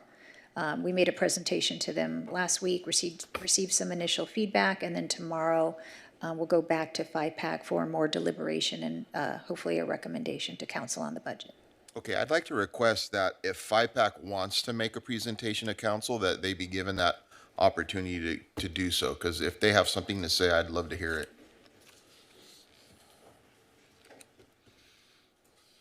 Can I ask a quick question? Yes, of course. Yeah, this is the time for council questions. Yes. Yeah, and I second that. I always like more information, as you say, and at a minimum, incorporate a slide of what their concrete recommendations or thoughts were. But I'd like to, if they're up for it, physically hear from them. Yeah, there was just one question. Slide 14, you guys referenced lease revenue bond payments of 2.8 million. Is that a pre-existing bond that maybe predated me, or did I understand that's a bond that's being contemplated? Yes, that's a pre-existing bond. And what was the purpose of that bond? What's it allocated? What were those funds allocated for? Okay. Councilman Bewley, it's for the Lions Park projects, which includes the library, the Okay. community center. Yeah. Okay, yeah, that predated me, so that makes sense. I just wanted to see. Thanks. Go ahead, Andrea. Mayor just looked at the number of Post-its on my desk and his eyes got a little big. I promise I'll go fast. Okay, capital improvement fund, looking at page 32. So we said 6.1-ish, so it's got a fund balance already, 3.5. So that's just to clarify. That's money that we've set aside for previous capital improvement projects that are potentially continuing through 26, 27, and we're spending down that 3.5 that's already in that fund now. We're allocating an additional 6.1 that we talked about. There's also another 600K in there that I'm not sure where that comes from, but there's another 600K to get us to 6.7 million. And then operating expenditures in 26, 27, 1.128. So that's how much of that 6.1 we actually think we can spend in 26, 27. Seems like we'd be able to spend a lot more than that.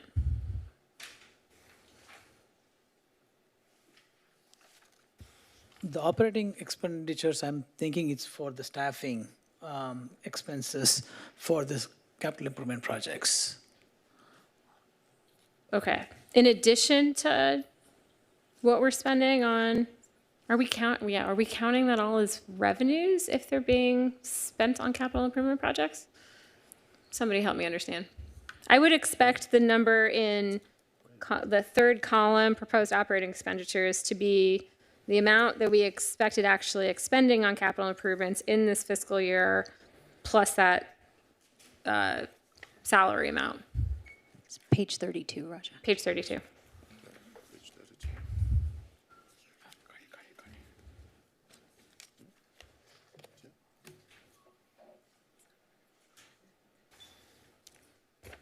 The total amount for capital for expenditure is going to vary year to year. Yeah, I get that.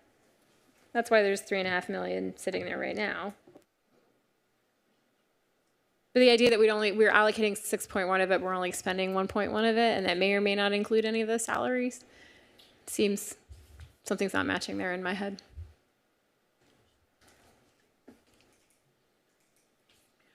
$6.1 million is for the projects that are for all the CIP that's listed further back. So that's the $6.1 million. Yep, and then we've got another 600K to go in estimated revenues, but only 1.1 in expenditures. So on top of the 6.1, we will have about $1.1 million on top of the 6.1 that goes towards salaries and benefits of the staff that will be working on these and previous CIP projects. Okay. I think we're missing some money from the proposed operating expenditures, but I'll let staff get back to me on that and not belabor this right now. Okay, page 41, paramedic fee advanced. I'm guessing that's something to do with our ambulance program. This is sources of funds, sorry, for those not following in the budget book here. About a 4% increase, taking us to 8.2 in this proposed budget. The fire chief is nodding vigorously in the back. So yes, that is our ambulance program. Do we want to rename that? Paramedic fees, a little generic. Okay. I am a little surprised that we're projecting TOT going up so much. I know we think that those with means will continue traveling. But a lot of this is also business travel that we benefit from, and I don't know about you, but everybody's tightening their belts right now. I don't want us to be too optimistic about TOT, especially if we don't end up with anything on the ballot. Do we have a plan to mitigate that risk? What are the leading indicators? I don't want to wait till mid-year to decide that's $1 million we're not gonna get. Thoughts? Well, for TOT, I mean, we're looking at,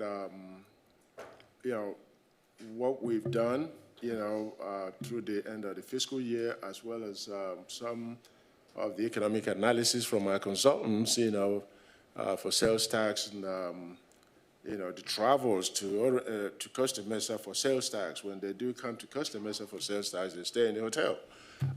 For sales purchases in some of our very high-end stores. So they took all of that into account, and that's really a middle of the road sort of projection there. 7.5% is middle of the road? That's what we're seeing. Like Yeah. double CPI? I don't know. That just seems like a lot. So, that's why I think it's critical, to come back mid-year to see how these things are trending. If the concern persists, with, the tension in the Middle East and gas prices and fuel, jet fuel, and that kind of stuff with increases in plane tickets, maybe we need to revisit that. But as of now, that's what the outlook is. How often do we get a report from Travel Costa Mesa or any other source updating us on that? Like, will there be a leading indicator? Will we know if I'm thinking summer travel, right? If summer travel doesn't happen, then we should know about this pretty darn quick. Right. And I think the city has regular meetings with Travel Costa Mesa. And I don't know how monthly or bi-monthly, I'm not sure. You want to answer that? Yeah, so we do have periodic meetings with Travel Costa Mesa. Travel Costa Mesa does update us. There are, updating indicators from Travel Costa Mesa on not only travel patterns, but conferences that are scheduled as well. Yeah. And as well as, so different kind of activity that happens around hotels. All right, I guess I'll be more explicit. I mean, could we bring back a report in September of this year that just indicates where the trend is right now on TOT specifically?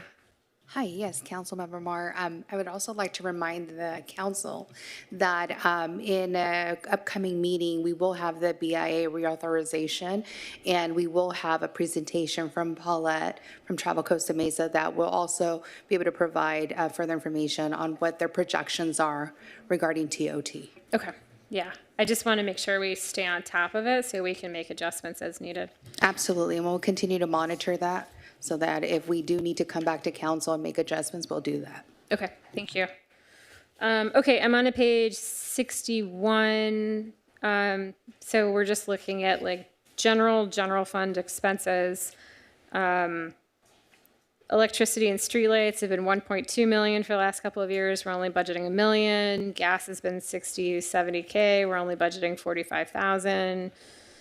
Legal expenses have been, legal advertising's been 311. We're only budgeting 243. Like, how realistic are these estimates? Because it feels like we've sort of maybe sandbagged them a little bit.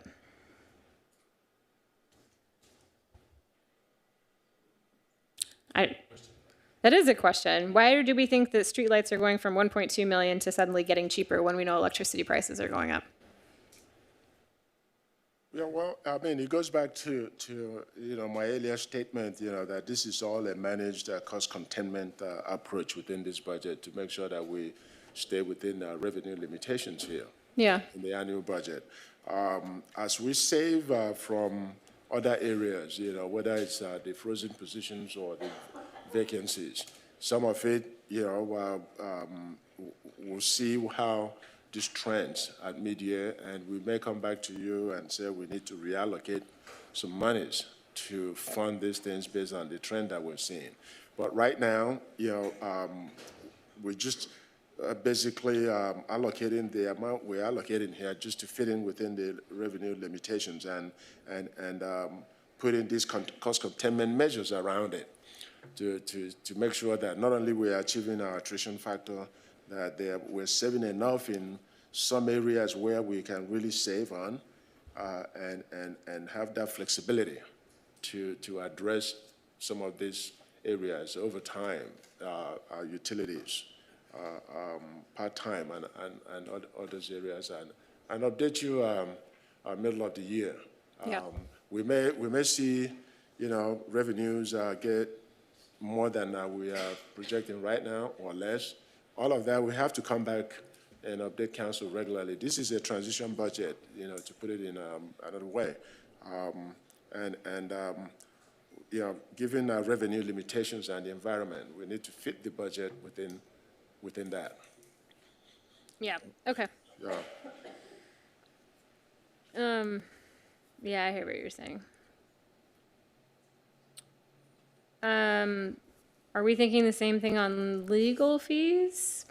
We went from 2 million in 2023 to upwards of 2.8 in the adopted 25 budget, down to 1.8 this year. Seems like that's another one that we can never, oh, sorry, 62. Were there 260? No, 62, yeah. Well, yeah, legal fluctuates. It depends on the issues that you're dealing with in any particular year. Yeah.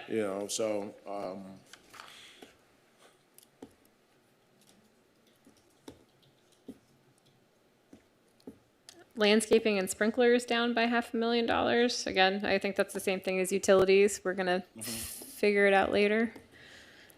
Okay. So we're transferring some of that. Yeah, for landscaping. So, Councilmember Mar, some of the landscaping and sprinklers, we will be using gas tax to fund some of them, especially if they're in the public right-of-way areas. So we kind of realigned it in that manner. Okay.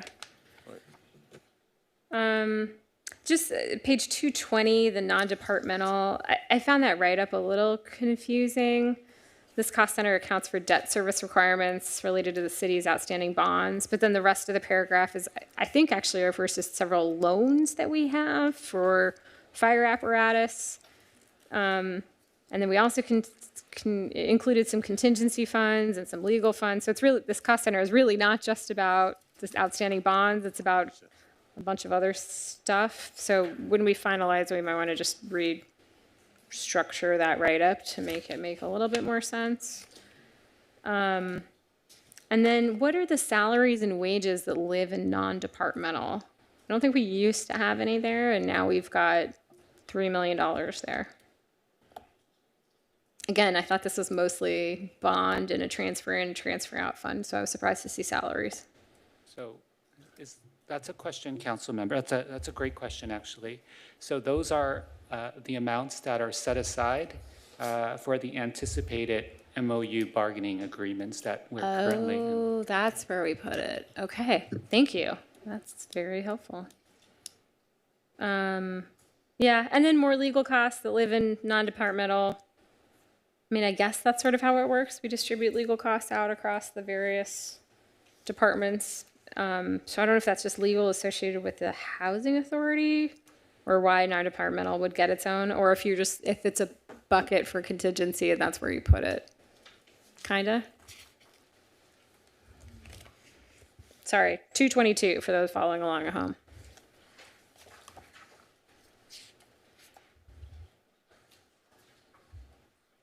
It's fine. You don't have to answer that. All right, I think that's all I have, Mr. Mayor. Thank you. Okay. So I just want to pick up on what Andrea was just talking about. I think it's, I've been talking a little about the budget lately, and it's like, one thing I've developed is this little saying is, I'm not interested in a conservative budget. I'm not interested in a aggressive budget. I just want an accurate budget, okay? And so when Andrea brings up these points where the electricity, that's a pretty material amount. I did some calculations and it shows that the electricity in some of these areas, and you don't even need to look at it, she went over it, is like 80% of what it was last year. And that, I mean, I have no reason to believe it's not going to be 80% or it's going to be 100% or 120%, but I know that the directors, at the request and direction of the city manager, went through a very deliberate process of reducing their budgets in areas other than, FTEs, right? Human except for the frozen, right? So it would be really interesting to me as the budget moves forward, when we see something like that, if we could just have a few sentences, justification, right? How is it that we're spending, and like maybe an easier one is with legal, you know? We do have, I mean, I could probably write that off the top of my head. Kim certainly could. But it's like where we see material reductions, because I don't want it to be like, you know, then next year it's like, oh, well, you know, now we're overspending. Well, are we really overspending, or did we under budget, right? So if we could go through and drill down just on the material stuff, right? I mean, if it's not a big number, it's not worth your time. But on something like some of the things that Andrea identified were, I think, worthy of some careful study and explanation the next time around. Question I had is, so Mark, I remember, and I was just like, hey, you just got me in so much anticipation and excitement. You said, I think the words you used is, the budget's going to be an eye-opener. Remember you said that? An eye-opener. Okay. So what about this budget? Because do you think is the most eye-opening aspect of it this year compared to a prior year's practice? So the difference with this year versus prior year practice is prior year practice had been trying to reconcile things at the end of the year, okay? And so what we're trying to do here is try to fulfill the mayor and the council's wishes is to have it right-sized on the front end. And so this $200 million is as representative as possible within the revenue constraints that we have. And so this is a $13.5 million growth from last year's adopted budget.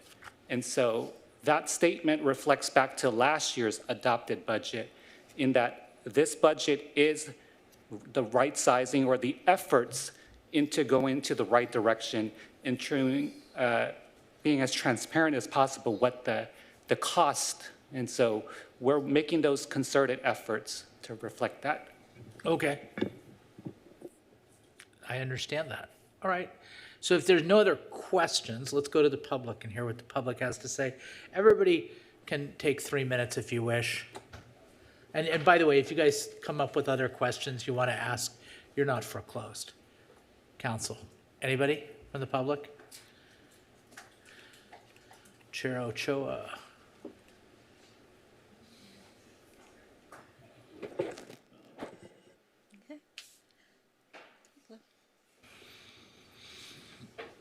You have the floor. Okay, thank you, Mayor. Good evening. Thank you, Mayor Pro Tem, council members, staff, and community. I'm Elisa Ochoa, Chair of the Arts Commission, and just thinking about our presentation last week, and I appreciate the comments made by the city manager, as well as all of you. And as chair, I feel responsibility to be here tonight, specifically to highlight two concerns in the fiscal year 26-27 proposal. First, page 127, the narrative describing how arts programs are funded through Measure Q.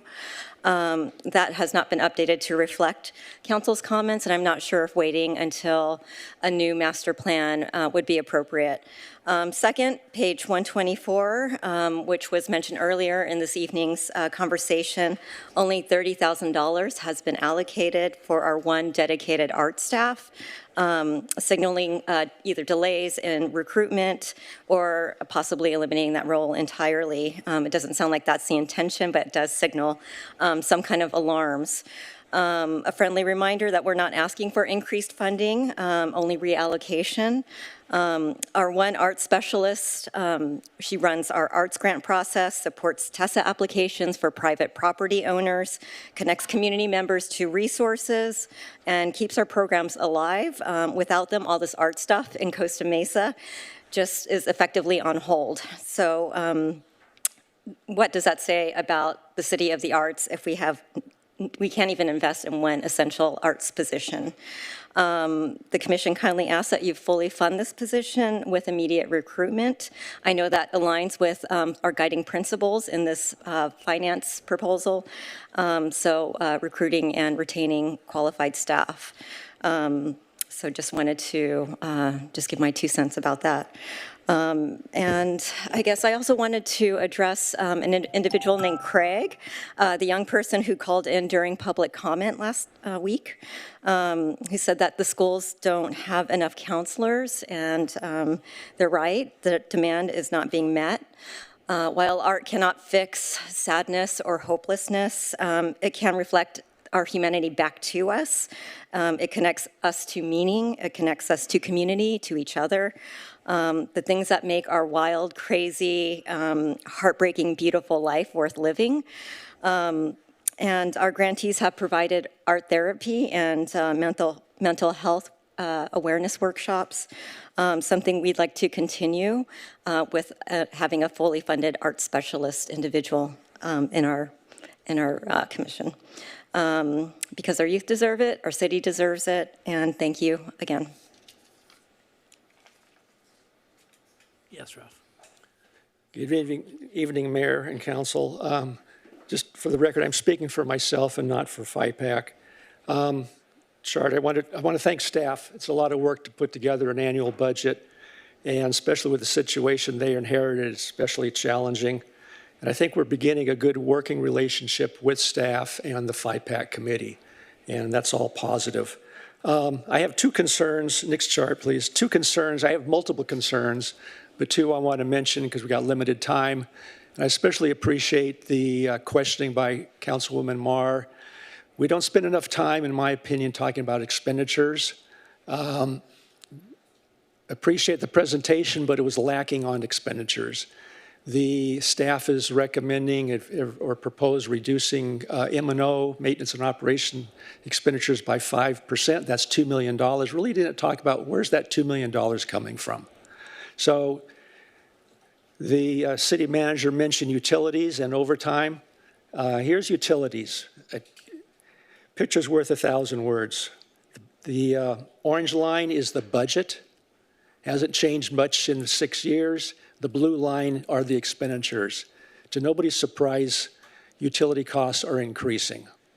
About an $800,000 over budget in the prior year. The current year, I don't want to forecast for staff. I don't know what it's going to be, but I'm sure it'll be right around $800,000 or a little bit more. So my question is, why are we budgeting only 3.1? I understand the transition year philosophy, but the electricity rates are not waiting for transition years. They are what they are. So that's a concern. Next chart, my favorite, overtime. The orange line, overtime over the last 15 years or so, 12, 13 years, overtime, the budget basically hasn't moved much at all. In it's 4 million, 4.8, 4.8, 5 million. That's the 2 million that was increased. But if you have a $4 to $5 million spending more than your budget on overtime, 200K is not really addressing the problem. So that's a huge problem. Now I agree with you, 90% of that is police and fire, but it's not a question I think they're overspending. We really don't know. Overtime hasn't been budgeted properly in 15 years. And it has to address it. Now, there are labor codes in the payroll system or the labor system to address overtime. It tells the reason for the overtime. I'm not sure if that's being utilized, but certainly reports can be, I would think, hopefully be generated. And I would advocate for a quarterly review of how the overtime is being spent and what that dollar amount is, because you don't want to get surprised next February or March saying that you're overspending overtime. It should be, first of all, it should be budgeted. Sorry, Ralph. Flo, you have the floor. Thank you. Thank you, Mayor Stevens, for your comment concerning how Public Works infrastructure projects reduce crashes I get the statistics every month from PD about crashes involving drivers and pedestrians and cyclists, and indeed, with all the wonderful new projects, those statistics are showing some great improvement. I am concerned about the park ranger being reduced by one. I walked recently in Fairview Park. I saw no park rangers. Yesterday, there was a big fire on the east side of Fairview Park. My friend Terry Fouquet took pictures of it, which I have posted on social media. She is there every day walking her dog. She never sees a park ranger. We need more park rangers at Fairview Park. 2 weeks ago, there were 3 fires in Fairview Park caused by some pyromaniac.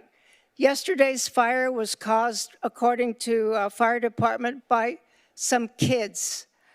So park ranger going from 7 down to 6, I don't think is a good idea. We need more park rangers at Fairview Park.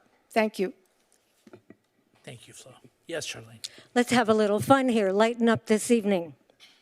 Our city's not just bike lanes and cannabis shops. There are bold, bright murals and many a utility box.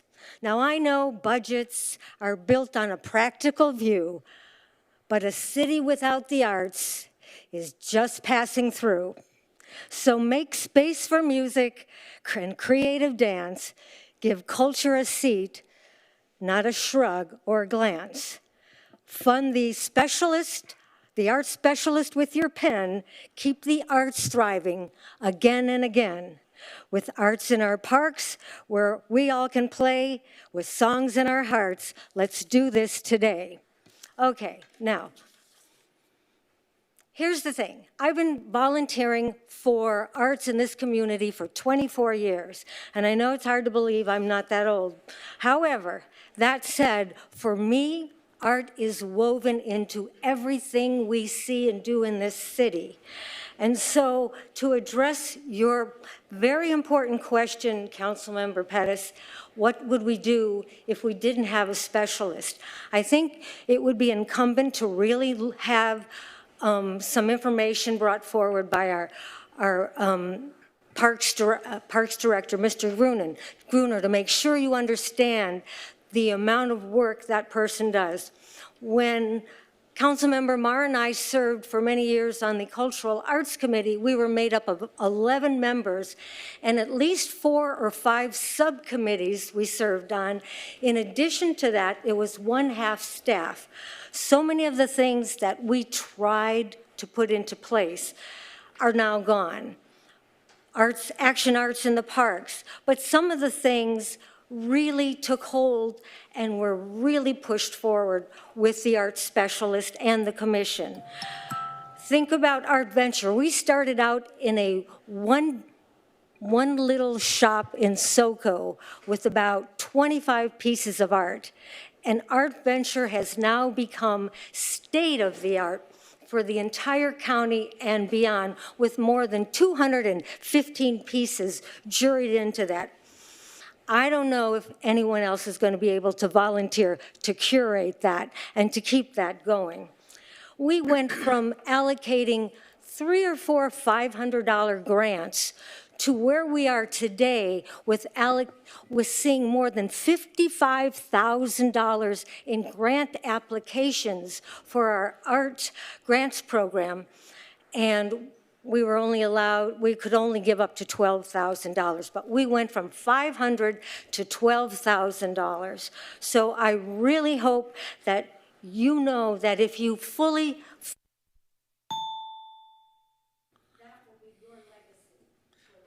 Thanks. Cynthia. Good evening, Cynthia McDonald. From a citizen's perspective, I appreciate that this budget prioritizes efficiency, it reduces reliance on our reserves, and maintains a balanced approach to operating costs. Those are important goals. However, The overall budget has still grown by 9% compared to last year. And while some expenses like the CAN obligation and the IT replacement are necessary, we still need to ask whether we're truly allocating resources where they're needed. Public safety, always been top concern for this community.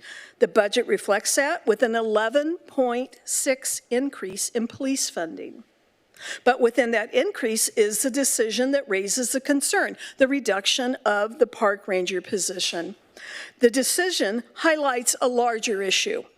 The park ranger was assigned to Harper Park to address concerns on the east side. And by many accounts, that presence has improved behavior and compliance. Yet now that progress has been made, the position is being eliminated rather than being assigned, while there is still this long-standing need on the west side that remains unaddressed. If you attended the Fairview Park Steering Committee meetings or reviewed its March report to you, the City Council, you would have heard years of complaints about unsafe and disruptive activity in Fairview Park. The committee specifically requested a full-time, dedicated park ranger. Recent incidents underscore the urgency, the multiple fires in the park, the past weekend and in prior weeks. Reports of verbal harassment, concerns for women who do not feel safe walking there. Vandalism to the OCME train facilities, drug use, ongoing inappropriate activity throughout the park. Prevention matters, and prevention requires presence. It can't fall upon individual residents to address these issues, especially when behavior is escalating and enforcement is so obviously needed. The solution is straightforward. Don't eliminate the park ranger position, reassign it. Prioritize Fairview Park. The need has been clearly identified for years. If the budget adjustments are needed, consider alternatives within the broader police allocation, such as deferring vehicle purchase. This is not about adding costs, it's about redirecting resources where they have the greatest impact on the safety and quality of life of our residents, which is your first strategic goal. Thank you. Thank you, Cynthia. Rick? Good evening, Rick Huffman. I'm very concerned about the assumptions in the upcoming budget about the sales tax revenue. And the sales tax revenue is 41% of our overall general fund revenue. And it's projected to increase another 10% up to adding $7.5 million to the projected budget revenue. And I think that's optimistic. I hope it maintains that increase, but with the way the general economy is looking, I would be very careful about that. So that goes a long ways to covering the $13 million increase for the whole general fund category.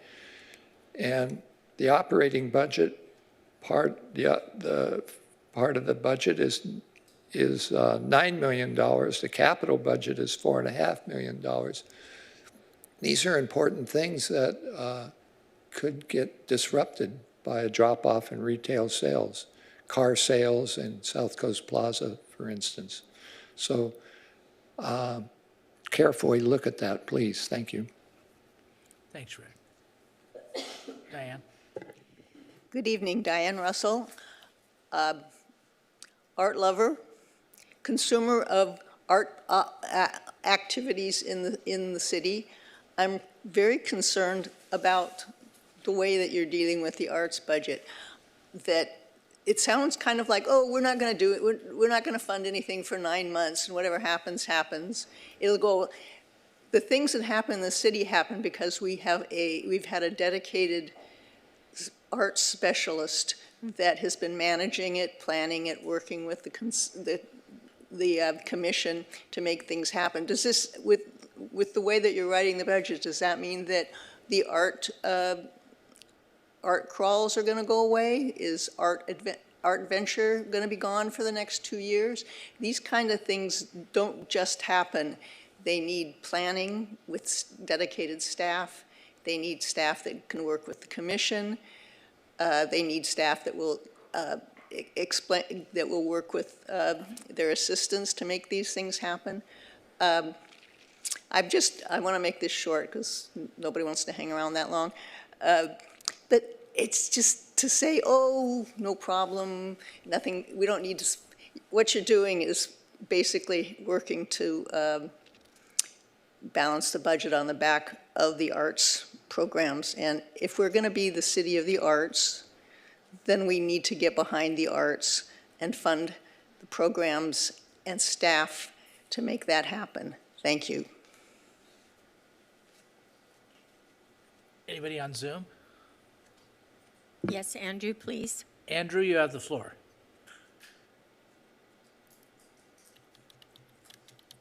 Thank you very much, Mr. Mayor, City Council members, and staff.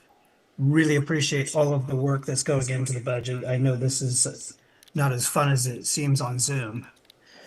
So a couple things that I've noted just listening to the discussion today. Firstly, 3.8% annualized inflation rate that just came out would suggest that, as Ralph pointed out, some of the O&M costs should be going up, not down. I think that at the end of the year, we're either going to see a reduction in services or a blown budget, and I think we can do better than that. With respect to active transportation and car congestion, while I appreciate the question, I think it needs to be distilled down to a more specific question, like where specifically do we have congestion in the city, and then do we have active transportation programs that have been implemented, and what is the impact on congestion? I do appreciate, Mayor, your request that crashes be involved in that analysis, and I would also add that we should probably have OCTA transit congestion metrics also added to that analysis. I think some of the work that staff is doing, we are going to see increased on-time buses, and I think that's a huge element of transportation. And then finally,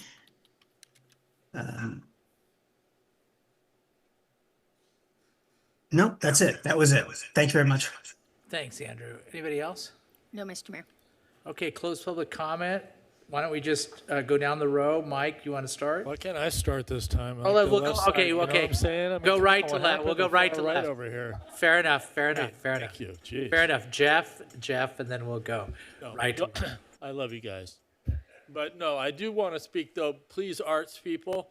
Arts is my favorite commission. I say it all the time. And my questions weren't related to canceling or trying to get rid of money. We were actually all over it in terms of getting you guys funded. You've been woefully underfunded. So please know that that is a primary focus for a lot of us. And arts is a big deal, and it's going to be funded properly. I promise. I asked all the questions I needed to ask, and I support reasonable investment in our city.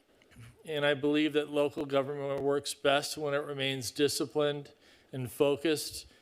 In uncertain economic times, our first obligation should be protecting core services and infrastructure before expanding operational commitments into I don't know, newer policy areas that may be difficult to sustain long term. There wasn't enough detail that we talked about tonight, but I suspect that that's been something that's occurred in the past, and I'm going to keep an eye on it in the future. And I believe that's the role of local government, is to stay focused to the needs of the city. So thank you very much. Thanks, Jeff. Manuel? Thank you, John. See, Jeff, you ruined my flow. I could listen a bit more, but it's okay. You're right. The first shall be last shall be first. Staff, thank you for working on this budget. I'm really appreciative that it's balanced without reserves. It's a really good accomplishment. And, you know, I just kind of want to just say something I've said internally a lot. It's not lost on me that I'm terming out of city council. It's the beautiful thing of life that all things must come to an end. So anything that is difficult to do, I would really encourage staff to put it on this council. let us be the ones that do the tough decisions, because that's our job as stewards of Costa Mesa. I really am happy that we're looking at ways to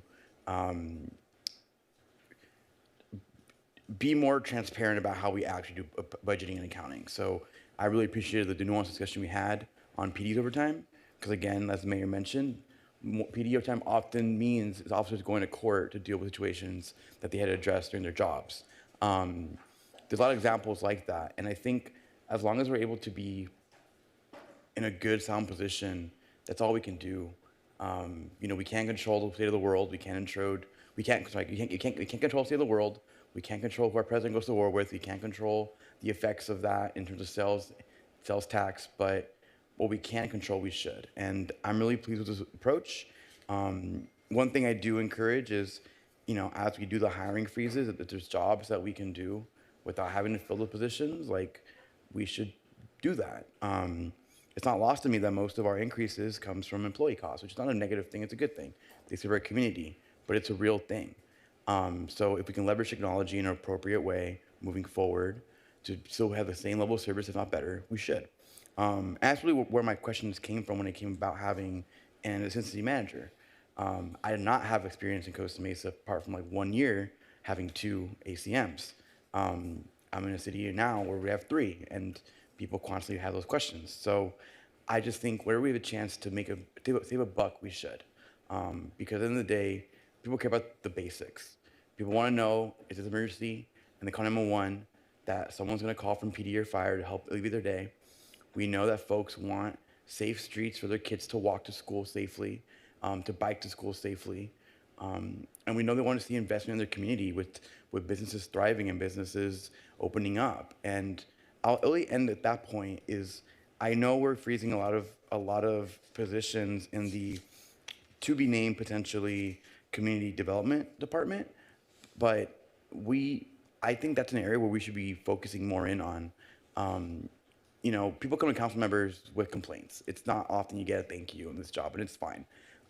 We adjust problems for the communities, what we're here for. And I really want to see us become a place where businesses can move quickly in the process, not get bogged down by bureaucracy or by nitpicks, because every business we don't open up is sales tax we don't have. During difficult times like this, every dollar matters. So again, staff, really good job. I'm proud of the work we've done. I'm proud it's a balanced budget. I'm proud it's not using reserves. And I'm happy we're moving forward with trying to be more transparent and more accurate, as John says, with the budget. Thanks, Andrea. Okay, 2 asks, 2 follow-ups, and 2 ideas. 1, let's fund the arts position now. It's basically already funded in the budget the way it is, right? Well, the position is accounted for in the budget, but the funding is not there, and I don't think that $100,000, $150,000 is going to make or break us. I'm actually more concerned about the public works positions that we're not funding than I am the development services positions. Some of those have been empty now this will be the 2nd year in a row that they've been frozen. Yes, some of the things that go through community development actually get held up in public works, because public work has to sign off on the traffic impact and the parking impact and other parts of development that I'll let you, Raja, decide, which one you want to advocate for. But I just want to be clear that it's not like community development is the only place where permits and business licenses and other things and business expansions are getting held up. So those are my 2 asks. 2 things for follow-up. I would like to understand the maximum bond amount and our thinking around how much of a bond we want to take out. And to the mayor's point, how much money we're setting aside in case that goes up. I mean, if we do a $12 million bond and we have $1 million set aside, but the cost comes back at $16 million, what are we going to do? And so it'd be helpful for me to understand that in context as well. And then I would definitely like us to come up with a plan to be tracking the TOT impacts in real time. And so, yeah, leave it to staff to figure out how to best do that. Okay, and then 2 ideas. There was, I get it. We were trying to, as everyone else has said, get to a good place on this budget, and I am impressed that we got there without dipping into reserves. But I also know we've had lots of conversations about the potential for private funding. The skate park was an opportunity potentially to like get naming rights out there again, like it used to be. There's plenty that we're doing. I don't know. Does Anderl want to donate a playground equipment to Harper Park? It seems like there should be some opportunities for additional private funding to be supporting the city, but I just don't even know if we ask or we make the process clear to somebody who might want to go do something like that. The second question is this rent versus own, or lease versus own. I think we got into a place where we were leasing a lot of our fire apparatus, if I recall, or at least like on some kind of a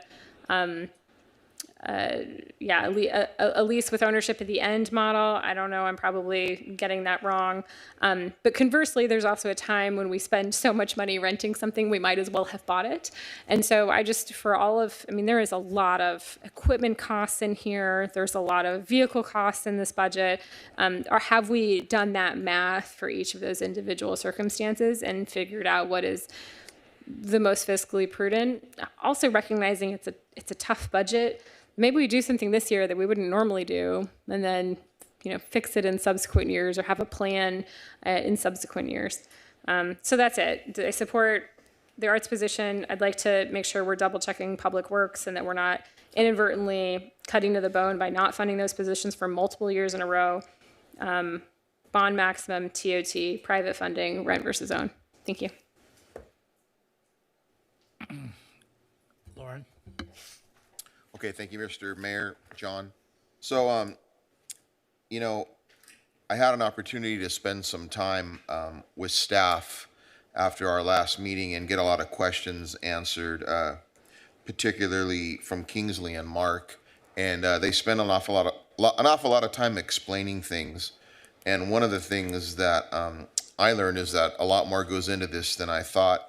And I also realized the importance of our FIPAC committee and their function to this community and how they really do care and audit what is happening in this community. The FIPAC committee also explained a lot of things via just some questions that I had and defining some certain line items. So I want to thank the FIPAC committee, and I want to thank staff and Mark and Kingsley for putting together not only a really good presentation, but explaining a lot of the things that I was not very clear on. That was extremely helpful. Some suggestions. Fairview Park is kind of like the jewel of our city when it comes to parks. There's not a lot of places that have what we have in Fairview Park, not to mention a little train station. Having some sort of allocated staff member in some capacity, whether it's a ranger or a security or something like that, to provide some semblance of security at the park. Not only that, maybe even a ranger station. I'm not sure where we could get funding for that or how that would look, but I think that's something we definitely should look into. We want to maintain safety at Fairview Park. I don't know how much a fire costs to put out, but I can guarantee you it's a lot more than putting a ranger and a ranger station in. So I'd love to see something like that. And I'm gonna echo what I've already heard. We definitely need to allocate funds, time, and personnel to the arts. Costa Mesa is a city of the arts. Let's remember that. Costa Mesa is a city of the arts, and it's the arts that really does bring a lot of visitors in globally to visit Costa Mesa. If it wasn't for the Segerstrom Center and what they bring to this community via arts, performing arts, we wouldn't be the city that we are. So let's consider that as well. That's all I have. Thank you. Thanks, Lauren. Mike? Yeah, I don't know how to do this second to last. I always get my stuff out of the way first now. This has been a good process for me. Last year we went through this the first time, and I don't know, maybe because I felt like I was just pedaling to keep up last year, but this time, whether it's an accurate observation or not, I think this process has gone relatively smoothly, and I appreciate staff's efforts, and I appreciate them getting FIPAC involved and having our CIP presentation. We had a lot of that back and forth before we got here tonight. We had the Arts Committee come down here to express their concerns, and just kudos to staff. what I witnessed tonight is you guys are doing your best to incorporate all that in there. And so keep it up as we continue through the process. Yeah, and I guess the only kind of observation I'd add, I mean, great comments by everybody, and I think there's plenty of asks that are already out there. But one of my observations, what I've heard from a couple different avenues that, it seems like we've had this rather substantial increase year over year from the 184 operating budget to this proposed one of 190.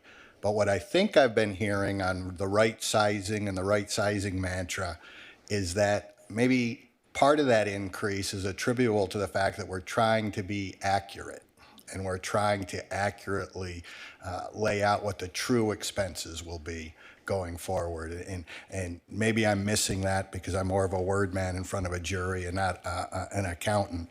But I think that's what I've been hearing. So kudos to that. And I think it just echoes what I've heard others say, that the goal here is transparency, accuracy. And, if we got to take some bad medicine and tighten our belt at the front end, I'd rather do that than get the news 3 quarters into the year and we're scrambling to try to backfill. So those are all my comments. Thanks. Thanks, everybody. Great. Everybody did great comments. I appreciate it. Thank you for the presentation. Kingsley, you were pretty good at orchestrating it and getting everybody involved, just like a quarterback, Little football reference. I know your son plays defense, but that's okay. And great job, Mark and Anna, for your presentations and all the staff members that came up and answered key questions for us.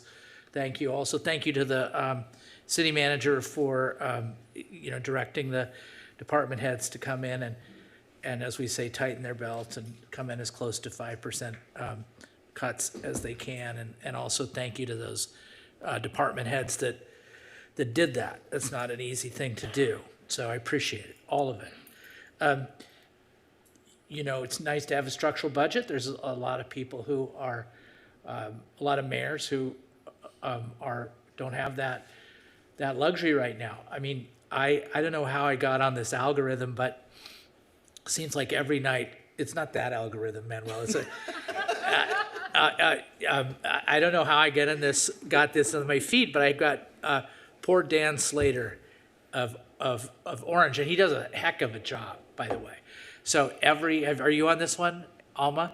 So he gets questions from the community about the budget. They're having their struggles in Orange, and he doesn't shrink from them. He gets right in front of the camera and he answers the questions.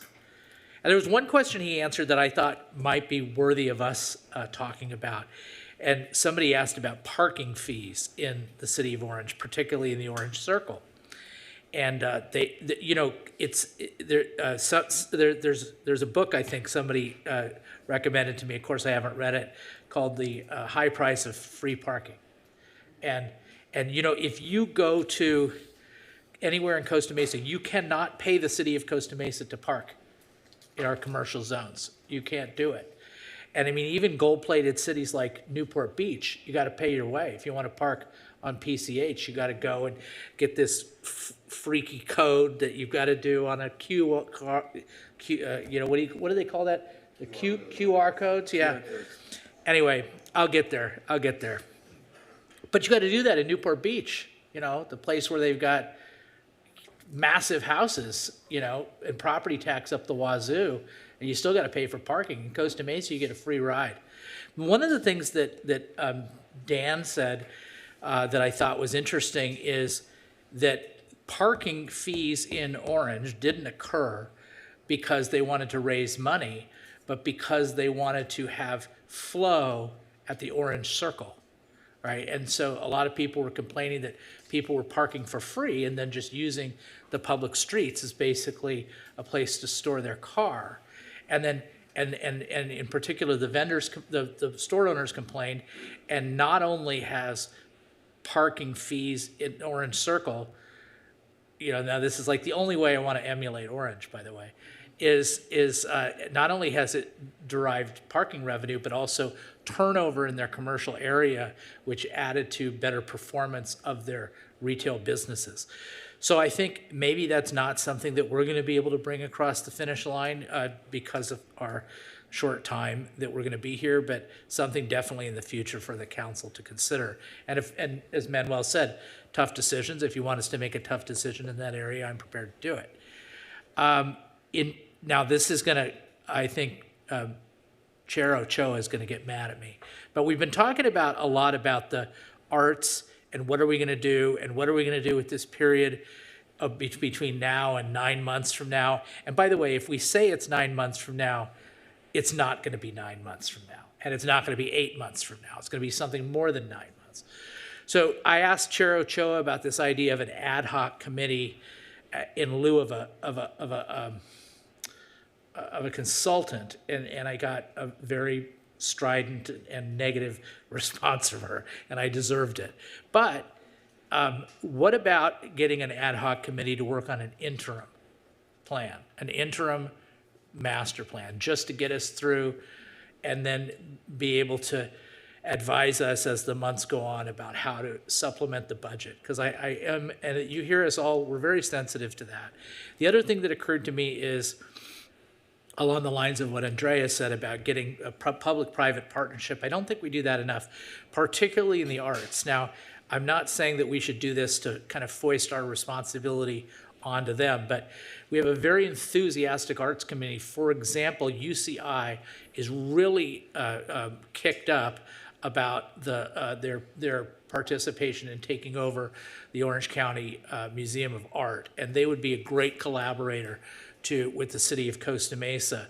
And then some of the longstanding collaborators, South Coast Rep, it's been there forever, a Performing Arts Center. We've had discussions about with the Pacific Symphony and the Performing Arts Center. So I think working and kind of building a more collaborative cross-pollination coalition, and us as the city being part of that, and not just let them kind of go and do their things and we take credit for it, but really be part of a coalition to work together to be greater than the sum of the parts would be good. Travel Costa Mesa has all this data. Okay, so everything you need, they have it, they track it, they know what they're doing. They know what they're doing 6 months, 12 months in advance. So maybe we can come back with a specific report pertaining to TOT in the next budget discussion, just like a report that they do. They do PowerPoints. Paulette can generate a PowerPoint tomorrow that'll answer all our questions. And finally, okay, and I'm going to say this, not quite finally, it's almost finally. Fairview Park, the idea of a park ranger. I think one of the things that would be good, because it's hard for a park ranger, even one park ranger, to cover Fairview Park. That's a lot. If we had measures like drones, somebody mentioned Andrel. I think that was Andrea mentioned Andrel. Somebody else maybe did it. Drones, maybe Andrel can help us out with that, get us the best drones out there for deterrence and recording what's going on and following up. Also, maybe some what do you call it, deer cameras or something like that out there, motion sensor cameras. Don't mention anything about flock, please. But something out there other than just a park ranger who's very limited in time and very expensive relative to the technology I think we could use to make Fairview Park safer.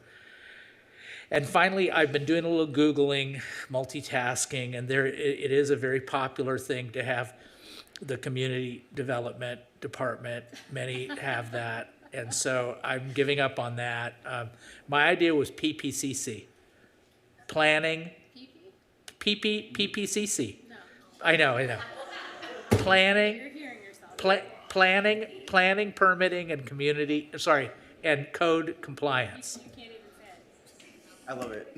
Planning, permitting, and code compliance. People would remember it.